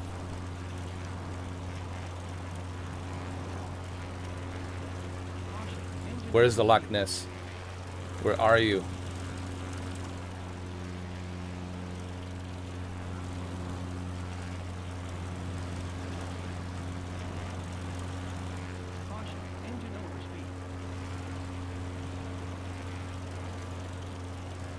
But hey, we'll see what happens. You know what I mean? I'm all about competition, dude. Pfft. I don't like monopoly. Actually, I'm against monopoly. Because monopoly, it's bad for the consumers. competition, it's always good for the consumers, right? Monopoly, that means that they can relax and they can do whatever. Imagine if Netflix was the only streaming service. They wouldn't put out so many movies. They wouldn't make so many TV shows. They would just milk it. But because they know there's so many streaming services out there, they know there's so much competition. That's why they have to make all these movies and TV shows to compete. And that brings us more choices. That brings us more variety. So I'm all about competition, man. I'm not a fan of monopoly. Look at Amazon. I don't like the fact that they're monopolizing everything. Monopoly, look what Jeff Bezos did. I don't like that. It's not good. And he's just relaxing and kicking back, not giving a bother in the world because he's sitting pretty. Alright, so Loch Ness is here somewhere. Irvin Moreno, thank you for becoming Silver, man. I appreciate you guys becoming members. I appreciate the support, man.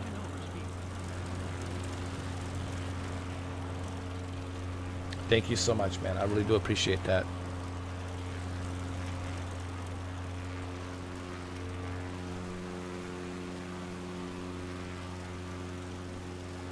This looks crazy, dude.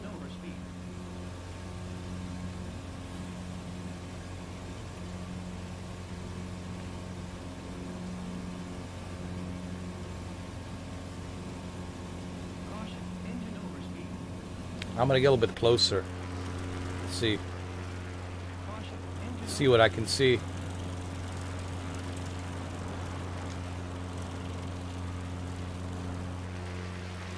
If Loch Ness. Oh, the bears! I forgot to show you the bears, dude. There's a place in Alaska. They have 2 bears running around, and I thought about maybe using a drone to show you those bears.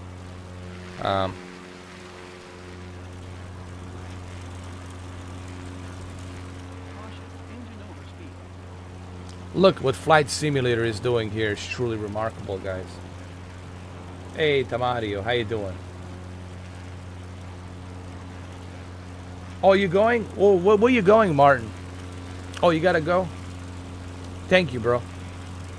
Stop by Friday, man. Friday, I'll be here.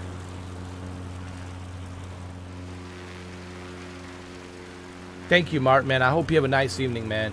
I appreciate you being here. Sorry about the, that kind of stuff that I had to deal with. I didn't mean to waste your time, guys. But it's just something I had to sort out, with that, idiot troll that was coming in. But thank you, bro. I appreciate it. Thank you, Irvino Moreno. I really appreciate it, Irvino. Thank you, Irvin. Dude, I cannot read. It's Irvin Moreno. Sorry, man, Irvin. Dude, I need glasses immediately. Thank you, Mark. Have a nice evening, man. Appreciate it. Or a nice morning or a day.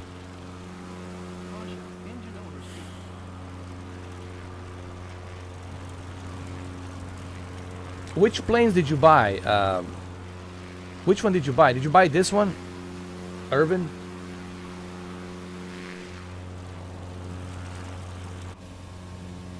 Hold on. Let me check the map.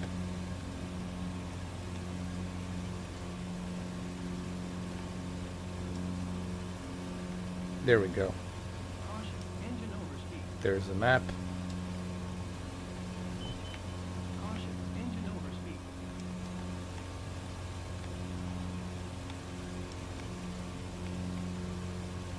Okay, let's go to 3D vision.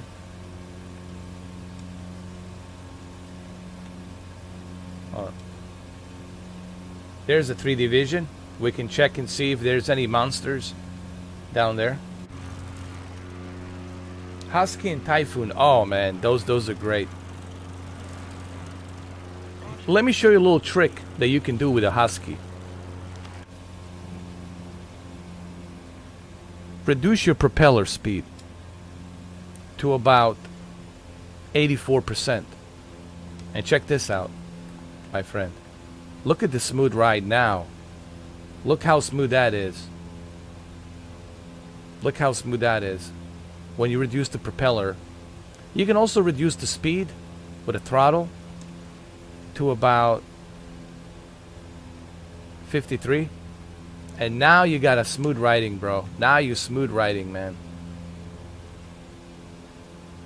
Now you're smooth riding. Check that out. And that's what this plane is for. You don't want to go too fast. You know? That's why I'm not a huge fan of these jets. They're only good if you want to get somewhere quick. But this is why these airplanes are the best. Because you can reduce the propeller speed. You can reduce the RPM, which is your propeller speed. This is your mixture over here, the red one. The blue one is your propeller speed, RPM. And you can reduce it. And you can have that smooth, enjoyable flight, right? So you can check out the scenery the way it should be. You can go even lower and check it out even closer.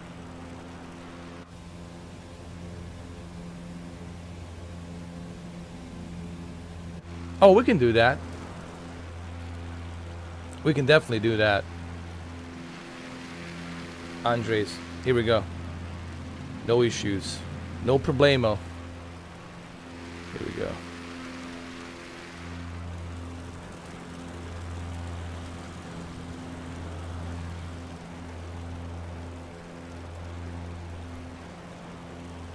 Maybe we're gonna awaken the Loch Ness monster.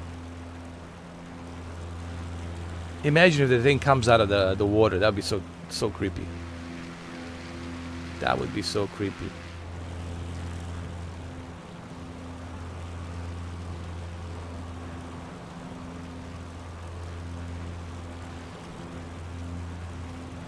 There we go. Check it out, check it out.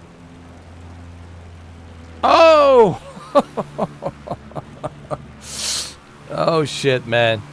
I went too fast. I was going too fast. I was going too fast. Let's go to Alaska. I want to take you guys to see the bears. Guys, we're gonna go see the bears. The grizzly bears, the mama bear and a papa bear. Mama and a papa bear. We're gonna go there right now, dude. Thank you. We're gonna go see bears right now. But as you can see, I was going too fast and I lost the control. Here we go. This is it, guys. This is the place. The grizzly bears are hanging out. This is seagulls and this is grizzly. And we're gonna go over here, check out the grizzlies. Look, there's even an airport there. Cool. Set as departure. No, set as the arrival. And there's a little airplane. What you call it? A runway. I'm sorry. Ilimna, right here. There's a runway. The airport here. Perfect. And then here's gonna be the arrival. There you go.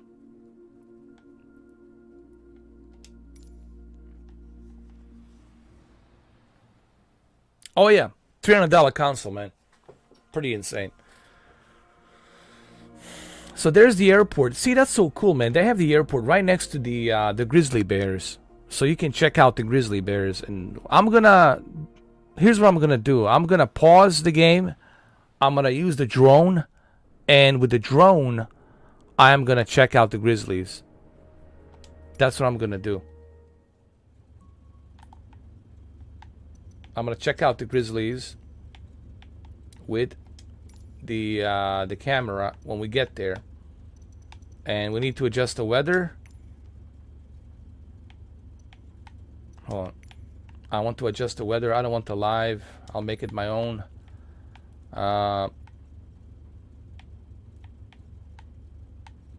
We'll get the scattered clouds like that. We'll do it during the hold on.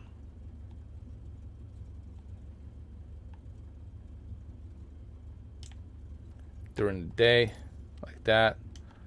It's gonna be cool. Perfect. Let's go. Let's do this.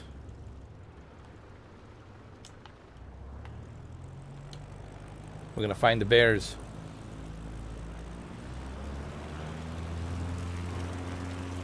Yes, you can talk to the ATC. You can go to Pilot's Edge or VetSim. But you have to have experience, you know. You gotta know how to do it. If you don't know how to talk to the ATC, then I don't think you should do it. You should definitely have some experience first. Meaning you got to know how to talk to them. You know, you got to remember your squawk code, and then you have to follow the instructions and how many feet you need to fly, what heading, you know, left, right, how many degrees, and all that. So you constantly have to talk to them and, you know, acknowledge that you are at that altitude. This is your, you know, flight plan. This is your heading right here. Or if they asked you to select a different type of a heading, then you got to do that as well. All right, we're gonna find the grizzly bears here, guys, pretty soon.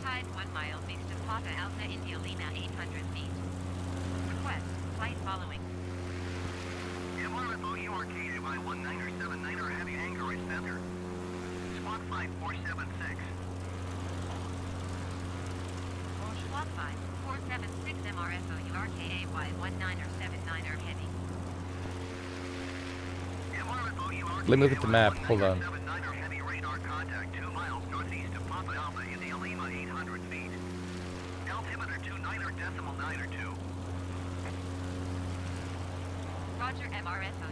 There's a lot of grizzlies here. This is like a grizzly country.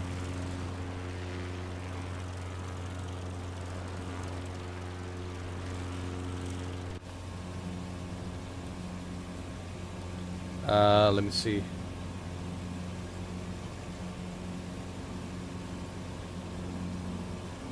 Let me look at my flight plan. Where's the map?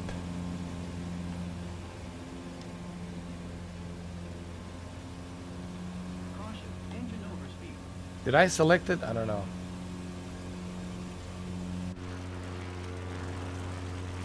We're gonna follow this road. Will take us there. This is in Alaska.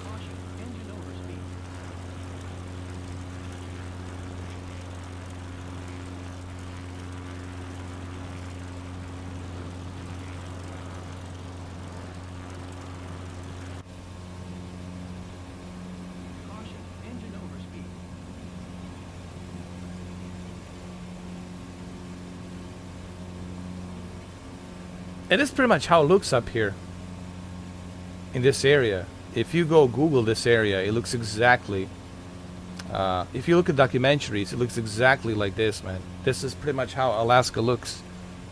Caution, engine overspeed. Caution, engine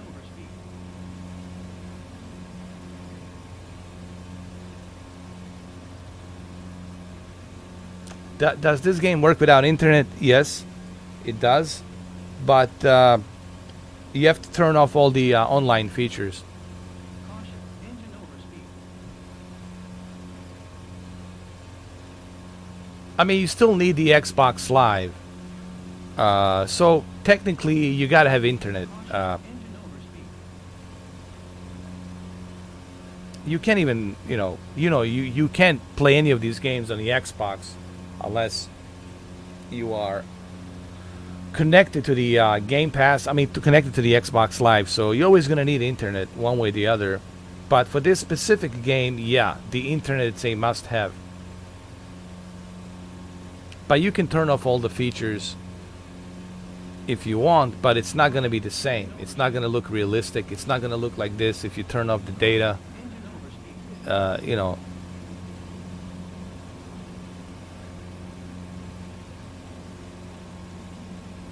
come on, grizzly bears.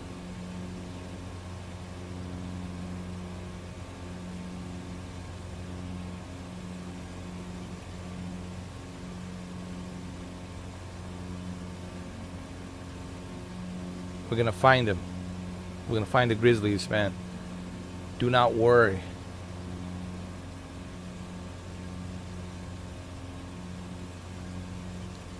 Caution, engine overspeed. Caution, engine overspeed. Caution, engine overspeed. Caution, engine That looks beautiful.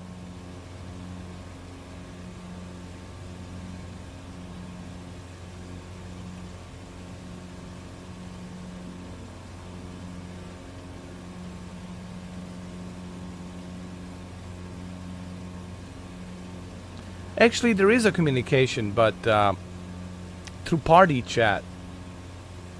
You have to do it through party chat. You gotta have a party chat to do that.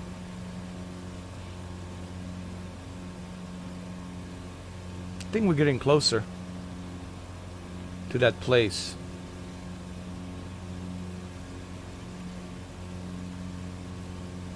Caution, engine overspeed. Where the grizzlies are. Grizzlies. I mean, in reality, you definitely would bump into a grizzly right now. Somewhere around here by the river. Around here. They love to eat that fish. You definitely would bump into them over here. Like in real life. Pretty sure. They're like cats and dogs, you know. Like Engine overspeed. nothing. If you see a bear in Alaska, it's like it's normal. If you see a grizzly, it's like, oh, it's just a grizzly. Because they're so used to them being around, you know. But of course, you know, Engine overspeed. you don't want to see them up close. From a distance, obviously. You should never be too close to a bear. Ever. From a distance. And if you see one from a distance, you know, just keep your guard and be aware that he's out there. You know, maybe it's a good idea to relocate. Okay, if he's there, get in your car and let's relocate. You don't want to hang around if there's a grizzly there around, because you don't know his intent, you know. Is he hungry, not hungry, or is he angry, or whatever? So, Caution, engine overspeed.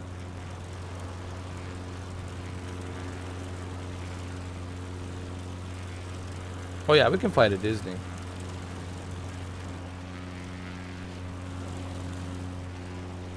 But you really don't see much, honestly. You can see maybe the castle. You can see the Epcot, the castle, the Magic Kingdom castle. You know, Caution, engine overspeed.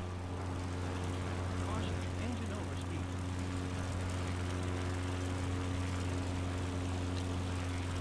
I'm gonna try to land here.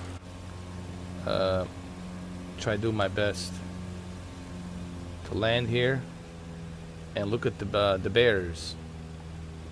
Look at the bears.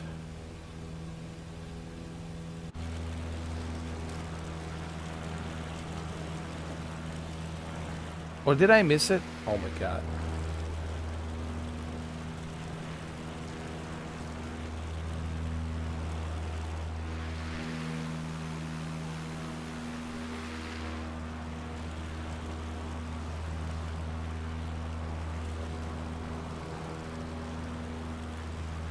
Shit, I think I missed it. Guys, I think I missed it.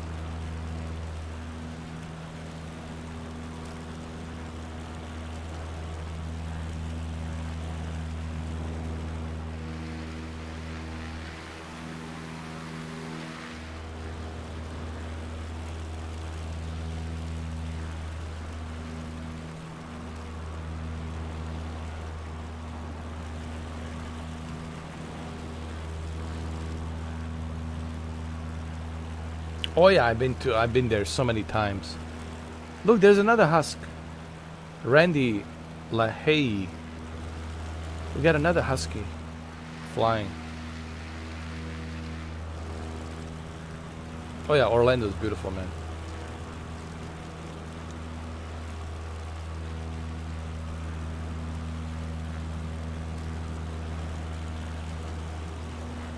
Can't remember where the grizzly bears are at.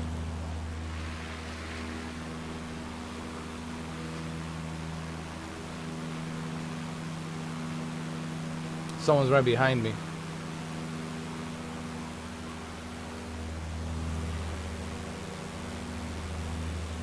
Where you at, grizzlies? Come on. Where you at?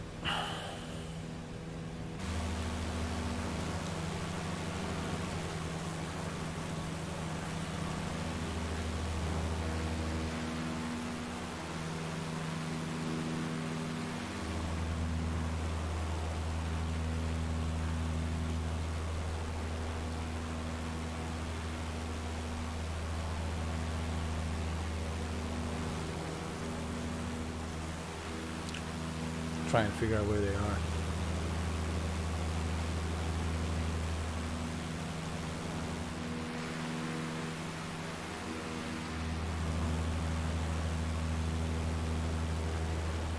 Alaska. Alaska State.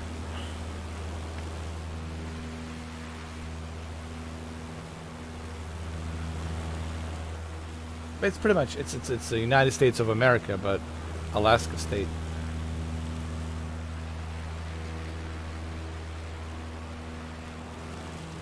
Damn bears, where are you?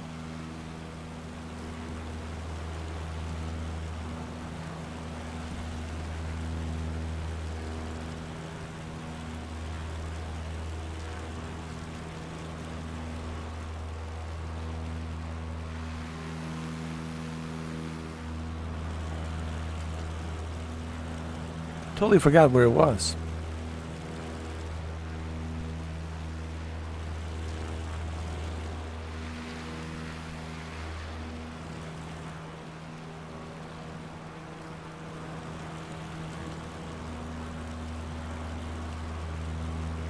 We gotta find these grizzlies.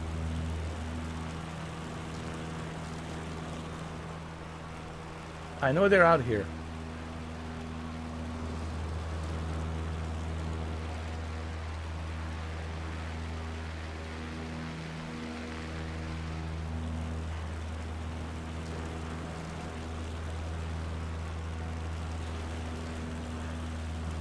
How did I miss them?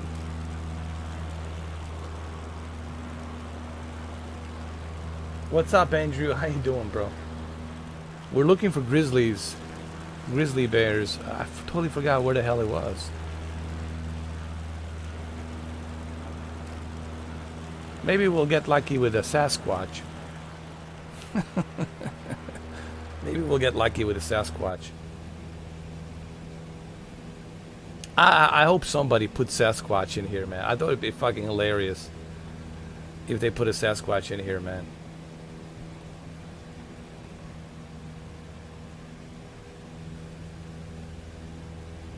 My God. I'll tell you what, man. We gotta listen. We gotta do this. We gotta use the drone. Hold on. We gotta use the drone. We gotta figure this out.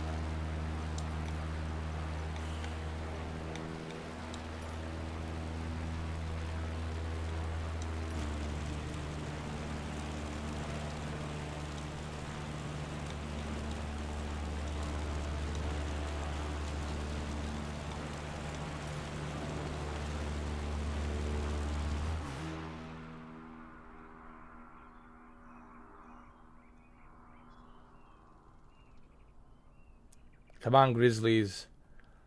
Where are you?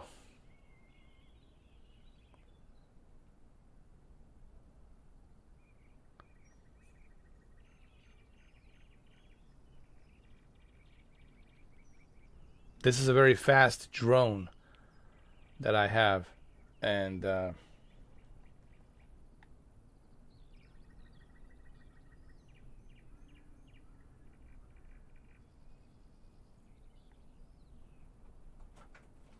I don't know where the hell they are.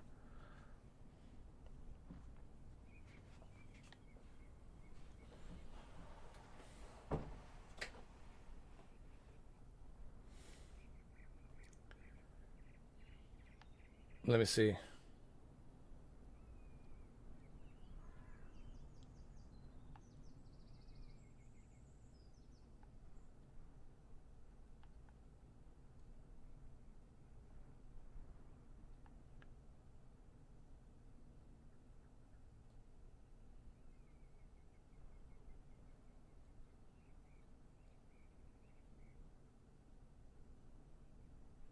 Hold on, guys. Let me go to the main menu.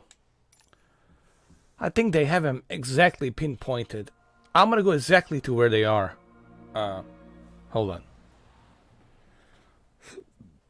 I'm gonna go exactly to where they are.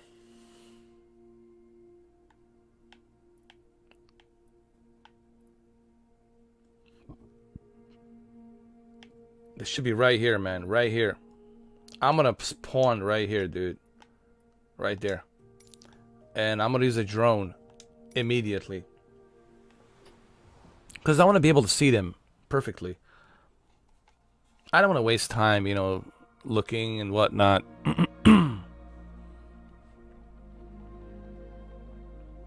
want to find them. Alright, here we go. They're right here. There they are. There they are. So we're gonna pause. We're gonna pause everything here. Hold on. And we use the external footage. We're gonna adjust the weather, the day of time, and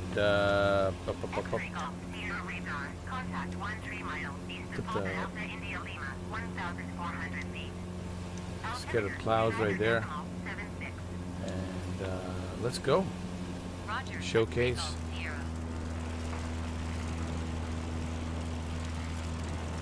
And there we go. We're gonna find them.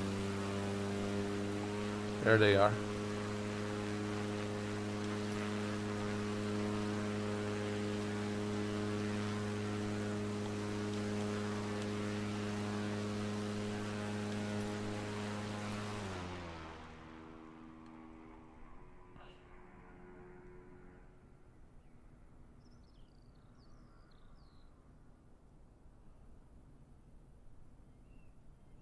Should be right there.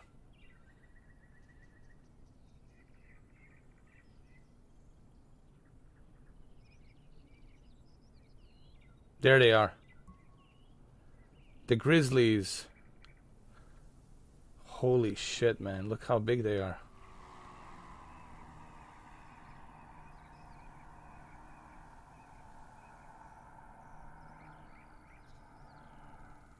Holy shit. Looks like a Bart the bear. Big motherfuckers, man. Look at how big they are, man. They're huge.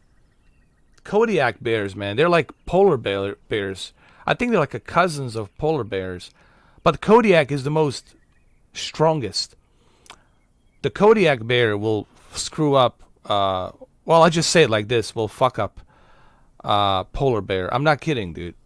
In a fight between Kodiak bear and a polar bear, Kodiak bear will fuck up a polar bear. They have more stamina, more strength. Remember that movie, The Edge? Look at that guy. He crashed. That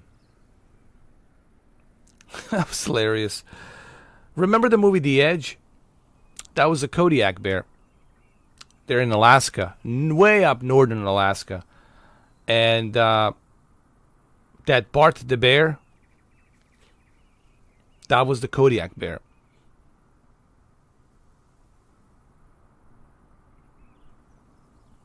Look how big they are. Boom, boom, boom. You don't want to mess around with these guys. Yeah, they're not cutesy little things, okay? So when I say, if you see one, get in your car, relocate, and that's it. Don't try to get cute. Try to get some photos. That'll be the last time you'll take photos.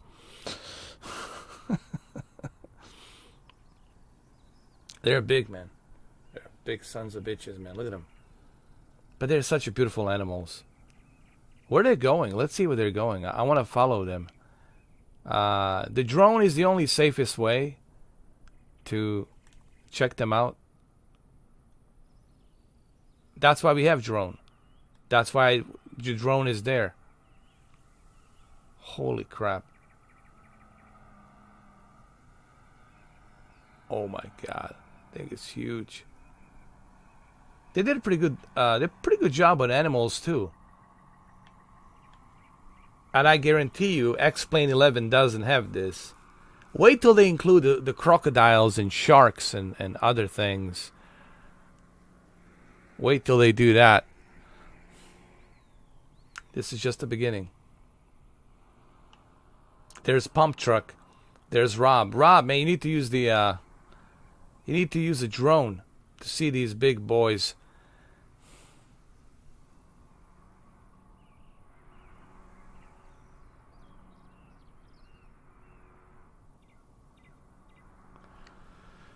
And into the woods they go. Oh, that was you, Greg Lucas. Yeah, you were coming in too fast, man. And it's not a good idea to land a plane here. Let's say you land an airplane and you can't take off. And these two big boys come in and they say hello. Dude, they're gonna they're gonna rip apart that Cessna. That Cessna will be ripped apart with these two guys. Definitely you don't want to land. Absolutely not. These are the big. They're huge, man. Look at them.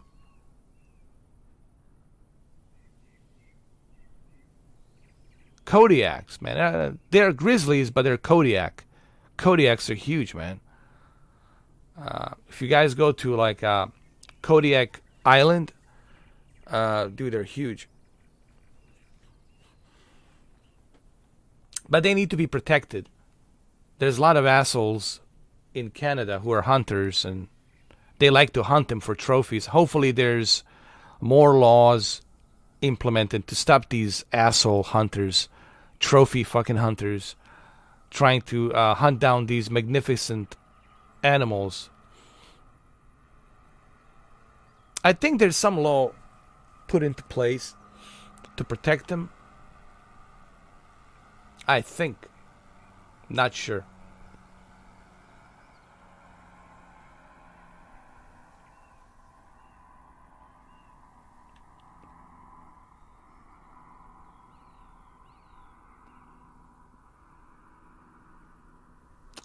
Some of them, me too, man. Like, if you want to hunt to feed your family with a beautiful elk, you know, to get that nice juicy meat, fine. But what are you hunting a bear for? What are you hunting a wolf for? You know, you need these predators. We need them, okay? Why are you hunting them? You know? I can understand you hunting elk. I get that. You know, that's deer, elk, I get it. But why hunt these magnificent animals? Like grizzlies and Kodiaks. You know, why you want to do that? That's my issue. That's my problem. That they do that.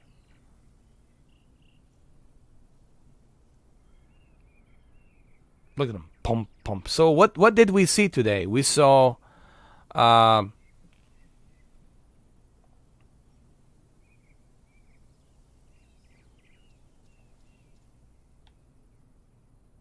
Nakatomi Plaza.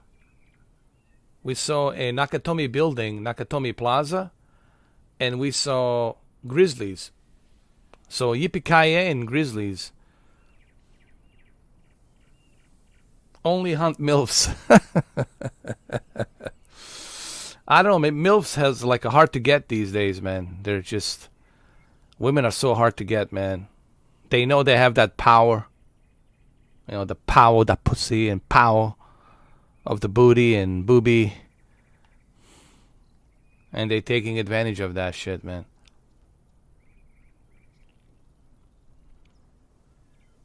Man, Instagram, I'm so sick and tired of Instagram. It's becoming like a Pornhub, for real. Instagram, it's been like an Insta Pornhub. It's so ridiculous, man. Everything's been over sexualized. Like, really, can I go to a fucking website? Can I go to any application without being bombarded by some big booties and cleavages and all that shit? Oh, look, they ran away. Like, sick and tired of that shit, man. Just like, it's just so annoying, man. And then you got the Twitch now. The Twitch used to be just for the video games. Now you got a bunch of bikini failed webcam girls, sitting on that squeegee bowl. Squeege, squeege, squeege, squeege, squeege, squeege. Thank you, thank you, thank you. Donate more. It's just so ridiculous, man. It's so ridiculous. It's really becoming like just like in your face. So ridiculous. There's a place and time for everything, okay? Look, man, I'm not against all, that's what you want to do. Hey, cool, awesome. But I hate the fact that sexuality is being used everywhere to make this, whether it's the video games, movies, especially movies, TV shows, sports, even in sports, like you got, some hot whatever cheerleader doing in interviews and with such a short skirt. It's like a towel. It's not even a skirt. It's like a little tiny towel. It's just like so in your face, man. Even the news networks, they got these chicks with these legs and cleavages and like the Weather Channel, same thing, like, can I switch to a fucking channel where I don't have to worry about that shit? Like being bombarded into it's so like annoying, Not that I have, listen, man, I have nothing against that. But there's a time and place for everything. I just don't want to see that shit everywhere. I don't want it to be in my face all the time. You know what I mean? I don't want that to be but it's now being bombarded in your face all the freaking time. Everywhere you go, Can I see a commercial about, I don't know, maybe a teddy bear is going to make a commercial about something. Not some triple, quadruple, triple, double D, whatever, cleavage, boobzilla cleavage chick out there trying to sell me a pair of, pair of batteries, Duracell. It works. Yeah, I'm not paying to the, my attention is not to the Duracell. My attention is to your cleavage. Like the Weather Channel.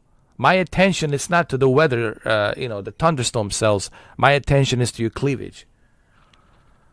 Like, it's so in your face, man. Wouldn't you guys agree? It's like in your face every freaking time, dude. It's in your face.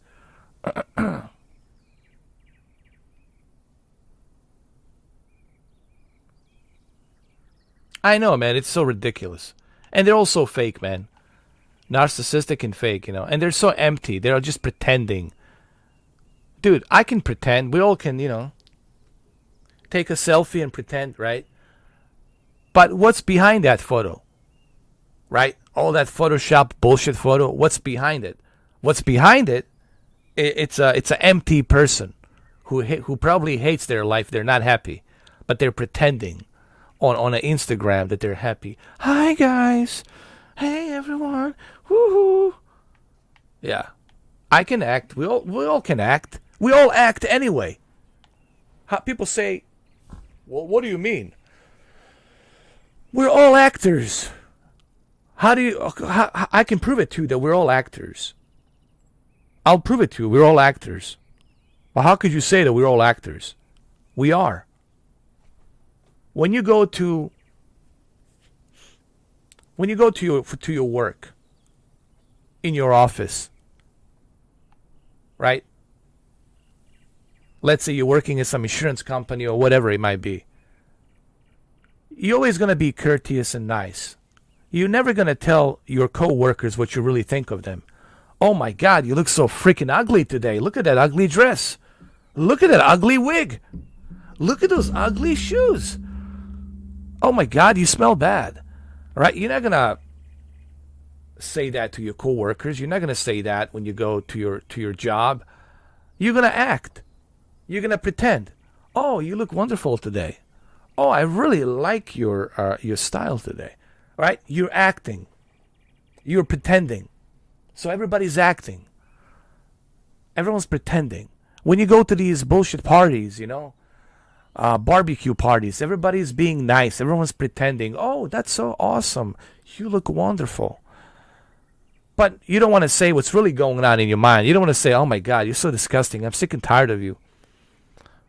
Sick and tired of you blabbing blah, blah, blah with your husband and, how awesome he is. And right.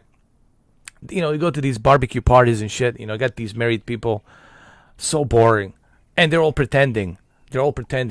Yes, we took Taylor to a football game, and he really likes it. And I think he wants to be a quarterback. So it's going to take some time. He needs to practice safety. And, it's so fucking boring. It's pretending. It's so fucking fake, man. And something that Heath Ledger said, I think was it after Knight's Tale. There was an interview, and somebody asked Heath Ledger. This is a long time ago. Long time ago. Somebody asked Heath. At the time, he was married to that, to that actress from Brokeback Mountain, right? And they have kids, And somebody asked him about the happiness, happiness and people and stuff like that, and people who are struggling, things like that. Somebody asked him, I forgot which interview it was. Might have been from Australia, I think. I don't know. Because he is from Australia. And I'll never forget something that Heath Ledger said. He had like a buzzed haircut. He didn't have a long hair. He had like a buzzed haircut. He was promoting a documentary about, drug addiction and all that, and to stop people from using heroin and all this other crap. To understand people's addiction. There was a documentary he was promoting. And I'll never forget what Heath Ledger said. Heath Ledger said, isn't it interesting how people never ask you, are you happy? All they ask you is, are you married? What's your career? What are your future plans? Do you have any kids? As if you're supposed to be out there, having some kind of grocery list of items you need to have, everybody wants to measure you to something. If you are, if you don't have any kids, if you're not married, or if you don't live in a big house, or if you're not successful, they don't even care, right? Nobody wants to even talk to you. If you don't have those lists of things that are required to have. It is so pathetic, though. And he kind of, the way he answered it was really good. And the reporter was like, oh, well, that's interesting. I'll never forget that interview. I wish I could find that interview for you guys. And it's so true. Everyone is asking you, what do you do for a living? What your plans are? How successful you are? How big is your house? How does your wife looks like? How many kids you have? How do they look like? And what schools they go to? Are they very successful? Are you successful? But no one bothered to fucking ask. No one bothered to fucking ask. How you feeling? Are you happy, dude? How you feeling? No one fucking bothered to ask that fucking question. And that's the disconnect that we have in today's society. It's nothing but a self-whoring interest. Everyone is just looking for their own interest. And people are so disconnected, man. So empty and disconnected. Really. It's really pathetic.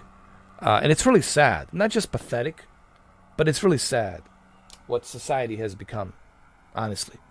It is really just vomiting. Don't get me started with the politics and all this other bullshit. That's a whole different subject. Take forever to talk about. But in general, that's why everything's so fucked. That's why everything's so rotten. That's why everything is so rotten. Because of this rotten attitude that people have become. Only looking out for the self-interest. Measuring themselves. Ooh, I have kids. Oh, Jesus, you know how to fuck? Oh, my goodness. That must be a difficult task. All right? Anybody can make kids. Big deal. But why would you want to bring kids if you don't have any means to supply them with what they need? Why would you want to bring kids into a world where you don't have the financial means to bring them into this world? I would never bring kids into this world if I don't have a financial means to do it. And this time I don't. And I would never do that. Why would I want to bring my own kids into some kind of shitty situations so they have to suffer? Because the daddy was a failure, daddy couldn't, Look, all I'm saying is this. The problem has become today is everything is being measured by some kind of a success. If you're not successful, I don't want to talk to you. If you don't look a certain way, if you don't look like a Brad Pitt, or if you don't look like, Chris Hemsworth, I don't want to fucking talk to you. Right? There's these ridiculous, stupid standards now that have been put out there where we're totally disconnected, man. And that's why everything is so fucked. Because of that. Because of this false influence. Where are these bears going? Hey, look, he's leaving him. Dude, what happened? You guys have a fight? Is something I said? Yep. I think you said something. The mama bear didn't like it. I enjoyed being single, but now she wants to leave me. There's the mama bear. Look how far the mama bear went. Where'd she go? Oh, there she is. She came back. The mama bear. But they're not talking. Look. They're not talking to each other right now. But anyway. But you know my point, guys. I'm not saying everybody. I don't want to generalize here. I hate generalization. The reason we're in this fucked up mess that we are in, it's because of labels and generalizations. Labels and generalization is why we're in this chaos mess. I don't want to say everybody's like that. Nor do I want to say every woman is like that. There's some good women out there. It's just, they're married, they're taken, they have their own life, they're enjoying their life. It's just, it is what it is. They found their happiness. But what I'm saying is there's also a pretty good percentage of women who are just looking for nothing but money. Like self-interest. Money. I mean, what kind of marriage is that going to be? So you only want me for my money. And you want to use me to have kids and then divorce me and then take the kids and take the money from me. Why would anyone want to go through that hell? That's a horror show. To me, that would be a horror show. The worst nightmare. That would be like the worst nightmare, right? She lies to you. She uses you. She has kids with you. And then she takes the money. She finds another victim, another guy, uses his money. And then she starts her own company. Kids are raised. And now she's having time. Good time of her life. She's a MILF. Woohoo! Making all that mad money. I don't like this attitude, man. I don't like what it has become. Dude. It's really not good, man. It's not good for society. It's not good for marriages. It's not good to create a good family. That sends the wrong message to the kids. That sends the wrong message to your daughters, to your sons. Then they're going to look at that. They're going to say, okay, well, my daddy did the same thing. My mommy did the same thing. So why should I be different? There's so much wrong here, man. There's no rules. You got to have certain rules, man. Not rules, but principles. I take that back. Forget the rules. Scratch that. Scratch the rules. I'm talking about principles. We have lost the principles, man. And it's pretty sad, man. It's pretty pathetic.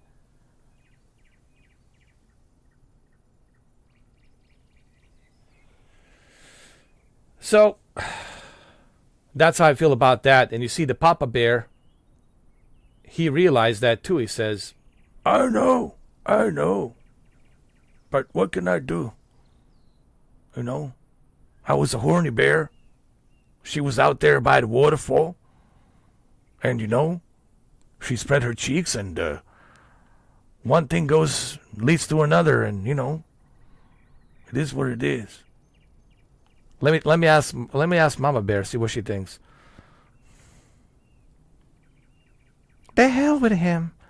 He's an asshole. He came on to me. I didn't want to do it. He wanted to do it.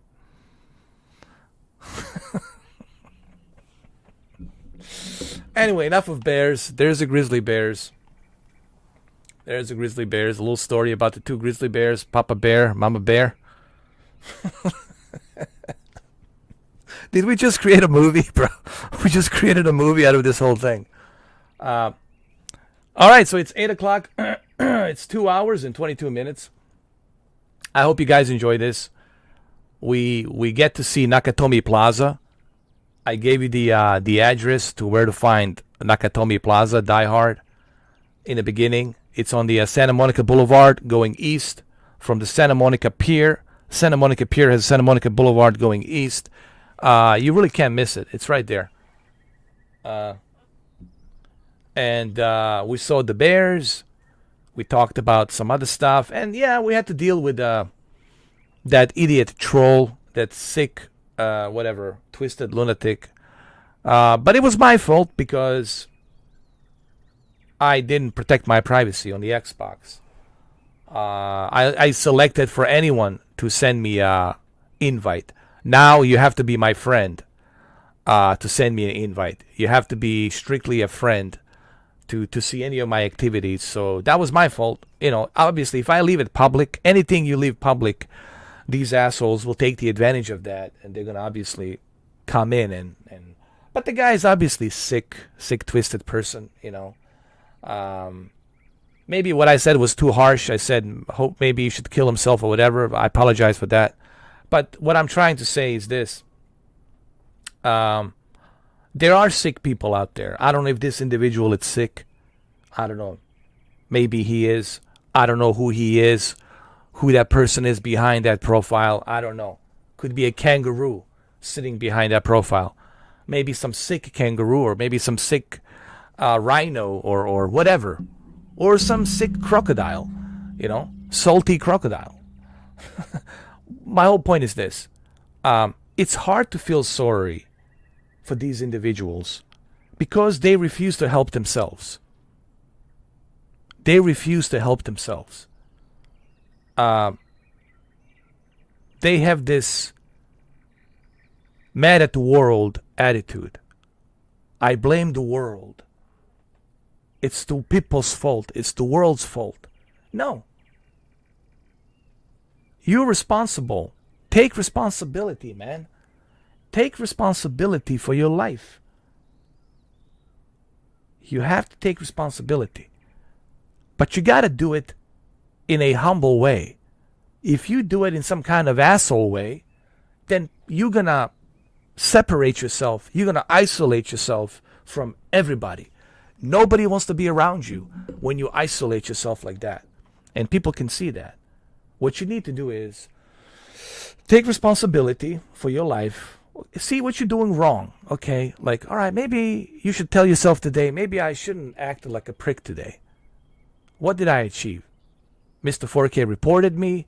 Most likely I might get a warning, and Microsoft will keep that in their records. It's not worth the risk for me losing my Xbox Live account. Why should I? What did I accomplish? Nothing. Am I making any friends? No. Am I being a better person by doing that? No. And I know that you can be a better person. I know that you don't have to be that prick. You know. You don't have to be a prick. But my question to you is, if you are out there and you're struggling, you can't blame the world. I didn't blame the world for what happened in Bosnia during that war. I didn't blame anybody for anything that happened to me. I need to man up, take the responsibility. Everything that has happened to me, it has happened to me because I allowed it to happen. I made those decisions. And I take full responsibility. I own. It's like Jocko Willing says, I own my mistakes. I live and breathe. I own my mistakes. I own my decisions. And I take full responsibility for them. So maybe you need to take a responsibility for yourself as well and say, hey, maybe I should change. This is kind of stupid. Really, it's stupid. But it starts from there. And if you do that, I guarantee you, your life will change. Not right away, but slowly but surely, you're going to attract other people who also want to be social. They want to be happy. They want to be around good people. You're going to attract more good people. And now you're going to have a lot of friends. And who knows, you're going to meet somebody, maybe love of your life. Who knows, man? You don't know. But that's how it starts.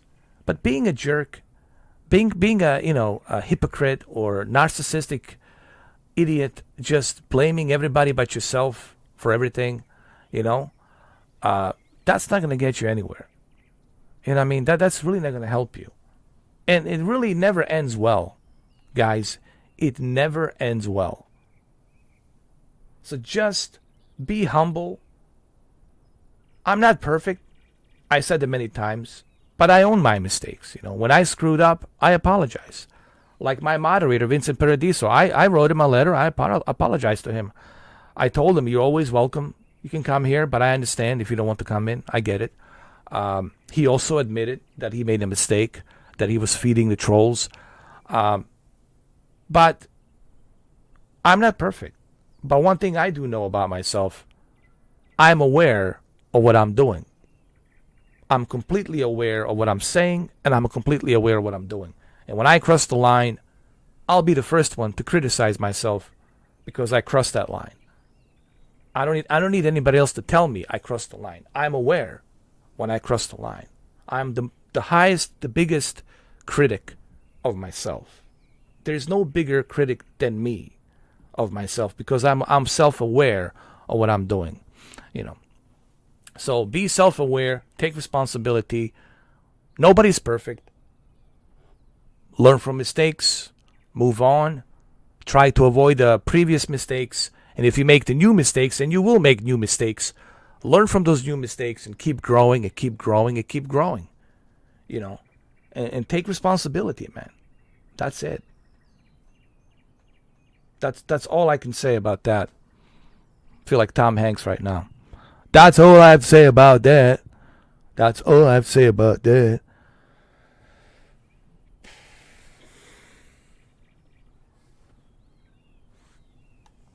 Anyway.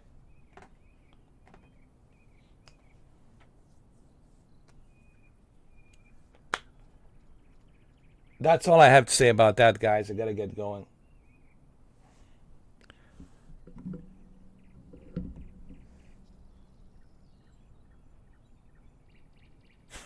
Andres. Look, my whole thing about women is this. Of course, you want to take him on a nice date. You want to take him, buy him new nice things. And of course, showing your love. Buying them stuff, doing stuff for them. But here's the problem. Some of them are taking advantage of that. And they're using other betas. Bird! Right? I love means that I love this person not because of where he lives.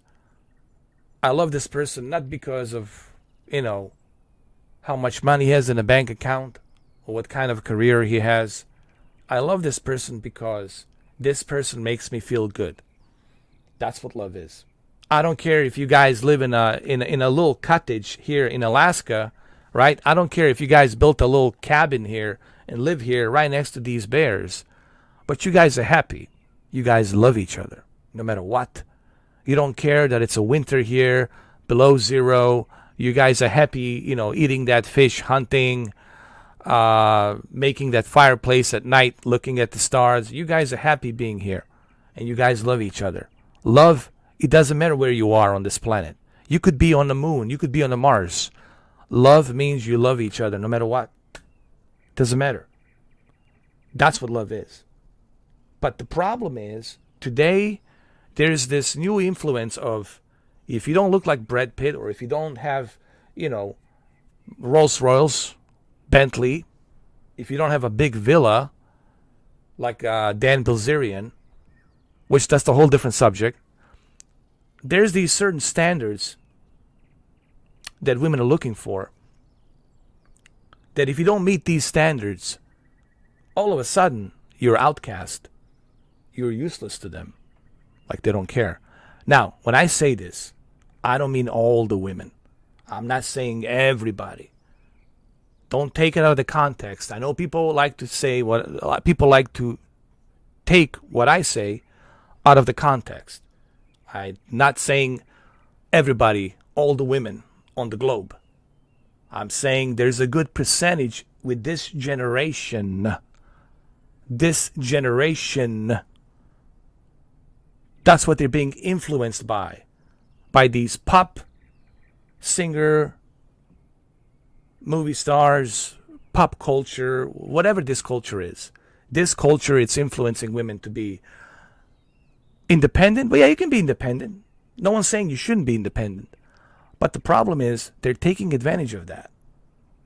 And they're also creating soft betas, men. They want to control men. Well, that's not how it should be. Nor should men control women. But that's the problem. Now you have women that want to control men. And men, they resent that. And then you got these men betas who like that. And they love that. And they call them goddesses, mistresses. They're celebrating them. And the women get off on that. Who wouldn't love that, right? It's the wrong way of doing it, man. That's why you can't find love. That's why there's so many single guys out there. So many single dudes. You can't find love because all you are looking for, it's self-interest, greedy, needy for yourself. You can't find that love. You can't. Because all you're looking for is ones and zeros. And how can I profit from this person? I don't care if I'm going to hurt him, take all his money. I don't care what happens to him. I have no feelings. I'm disconnected. I'm a lizard. I'm a lizard woman, whatever.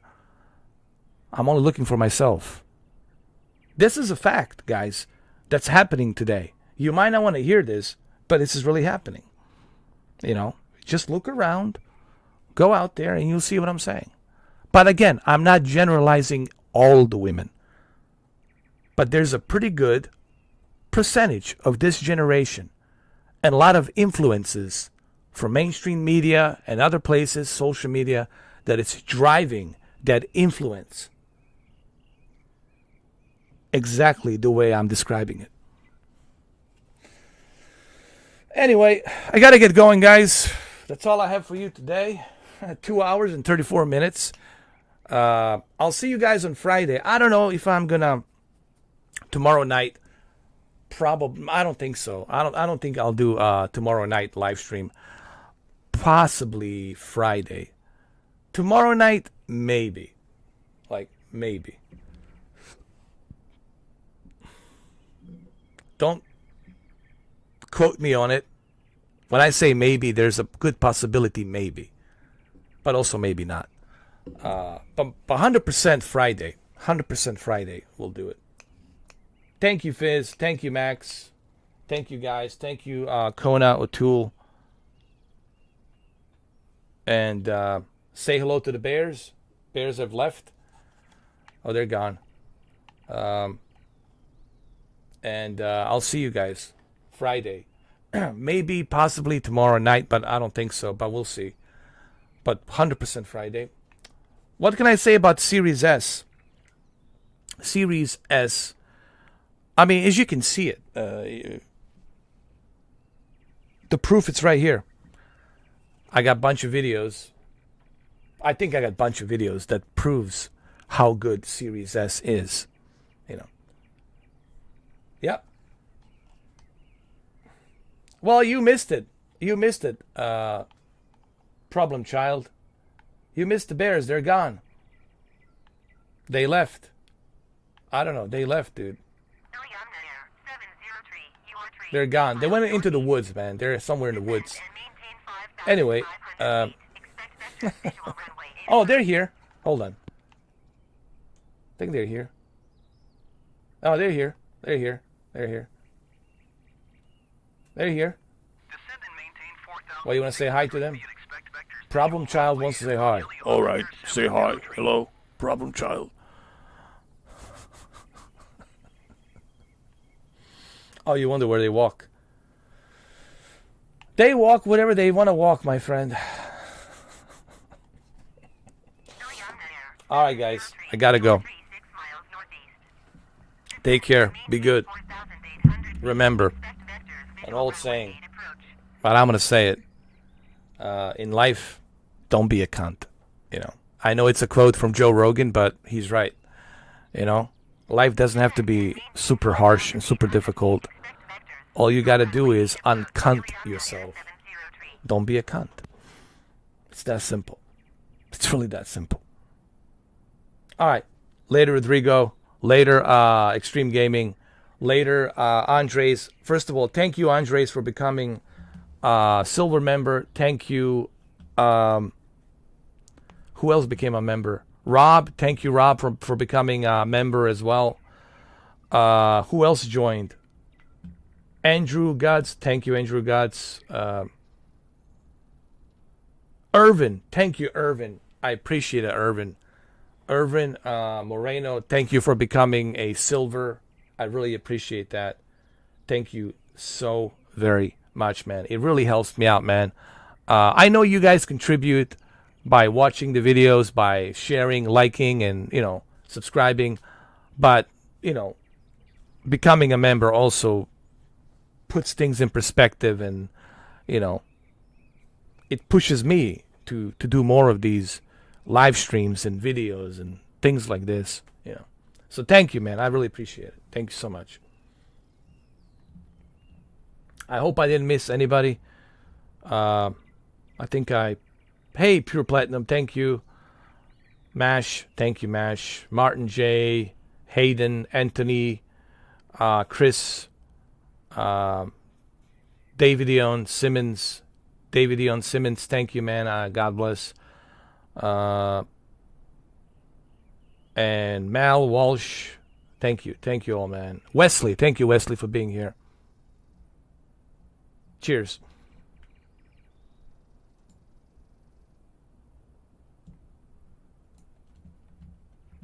Thank you, Fizz. Thank you, Kona. Everybody. Void. I think even Max. You know, we're gonna have that debate some other time. Max, maybe you can join on Friday. We can have that debate. You know, I mean, I respect your point of view. You know, I understand, dude. I completely understand your point of view, but this is on a different level. The women in the past weren't as selfish the way they are today. In some respect, you know. And I'm not saying all of them, but things have changed. The tables have turned. There's too much of, how do I say this?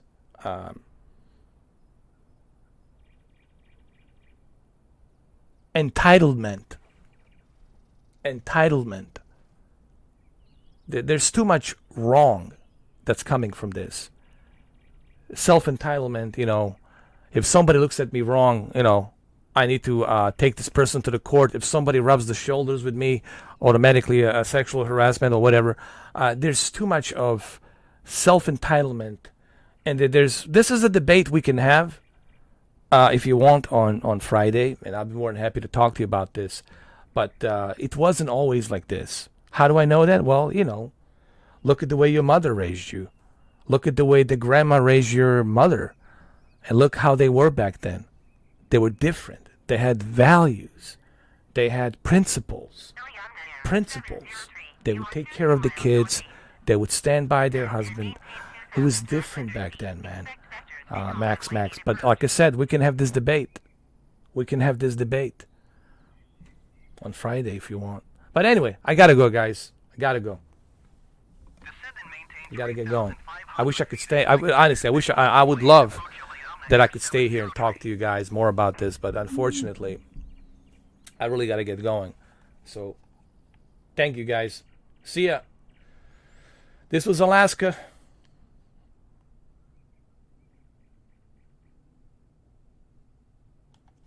All right, I gotta go. Take care, Max. Be good, man. Be good, guys. Remember what I said earlier. You know, just try to be a humble, good person.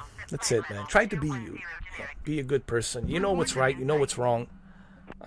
You can feel it inside. No one needs to tell you what's the right decision, and no one needs to tell you what's the wrong decision. You can feel it. You know it. They're all saying, don't be a douche. Don't be a cunt. You know, just be reasonable. All right, guys, I'm out of here. I'm out. Cheers.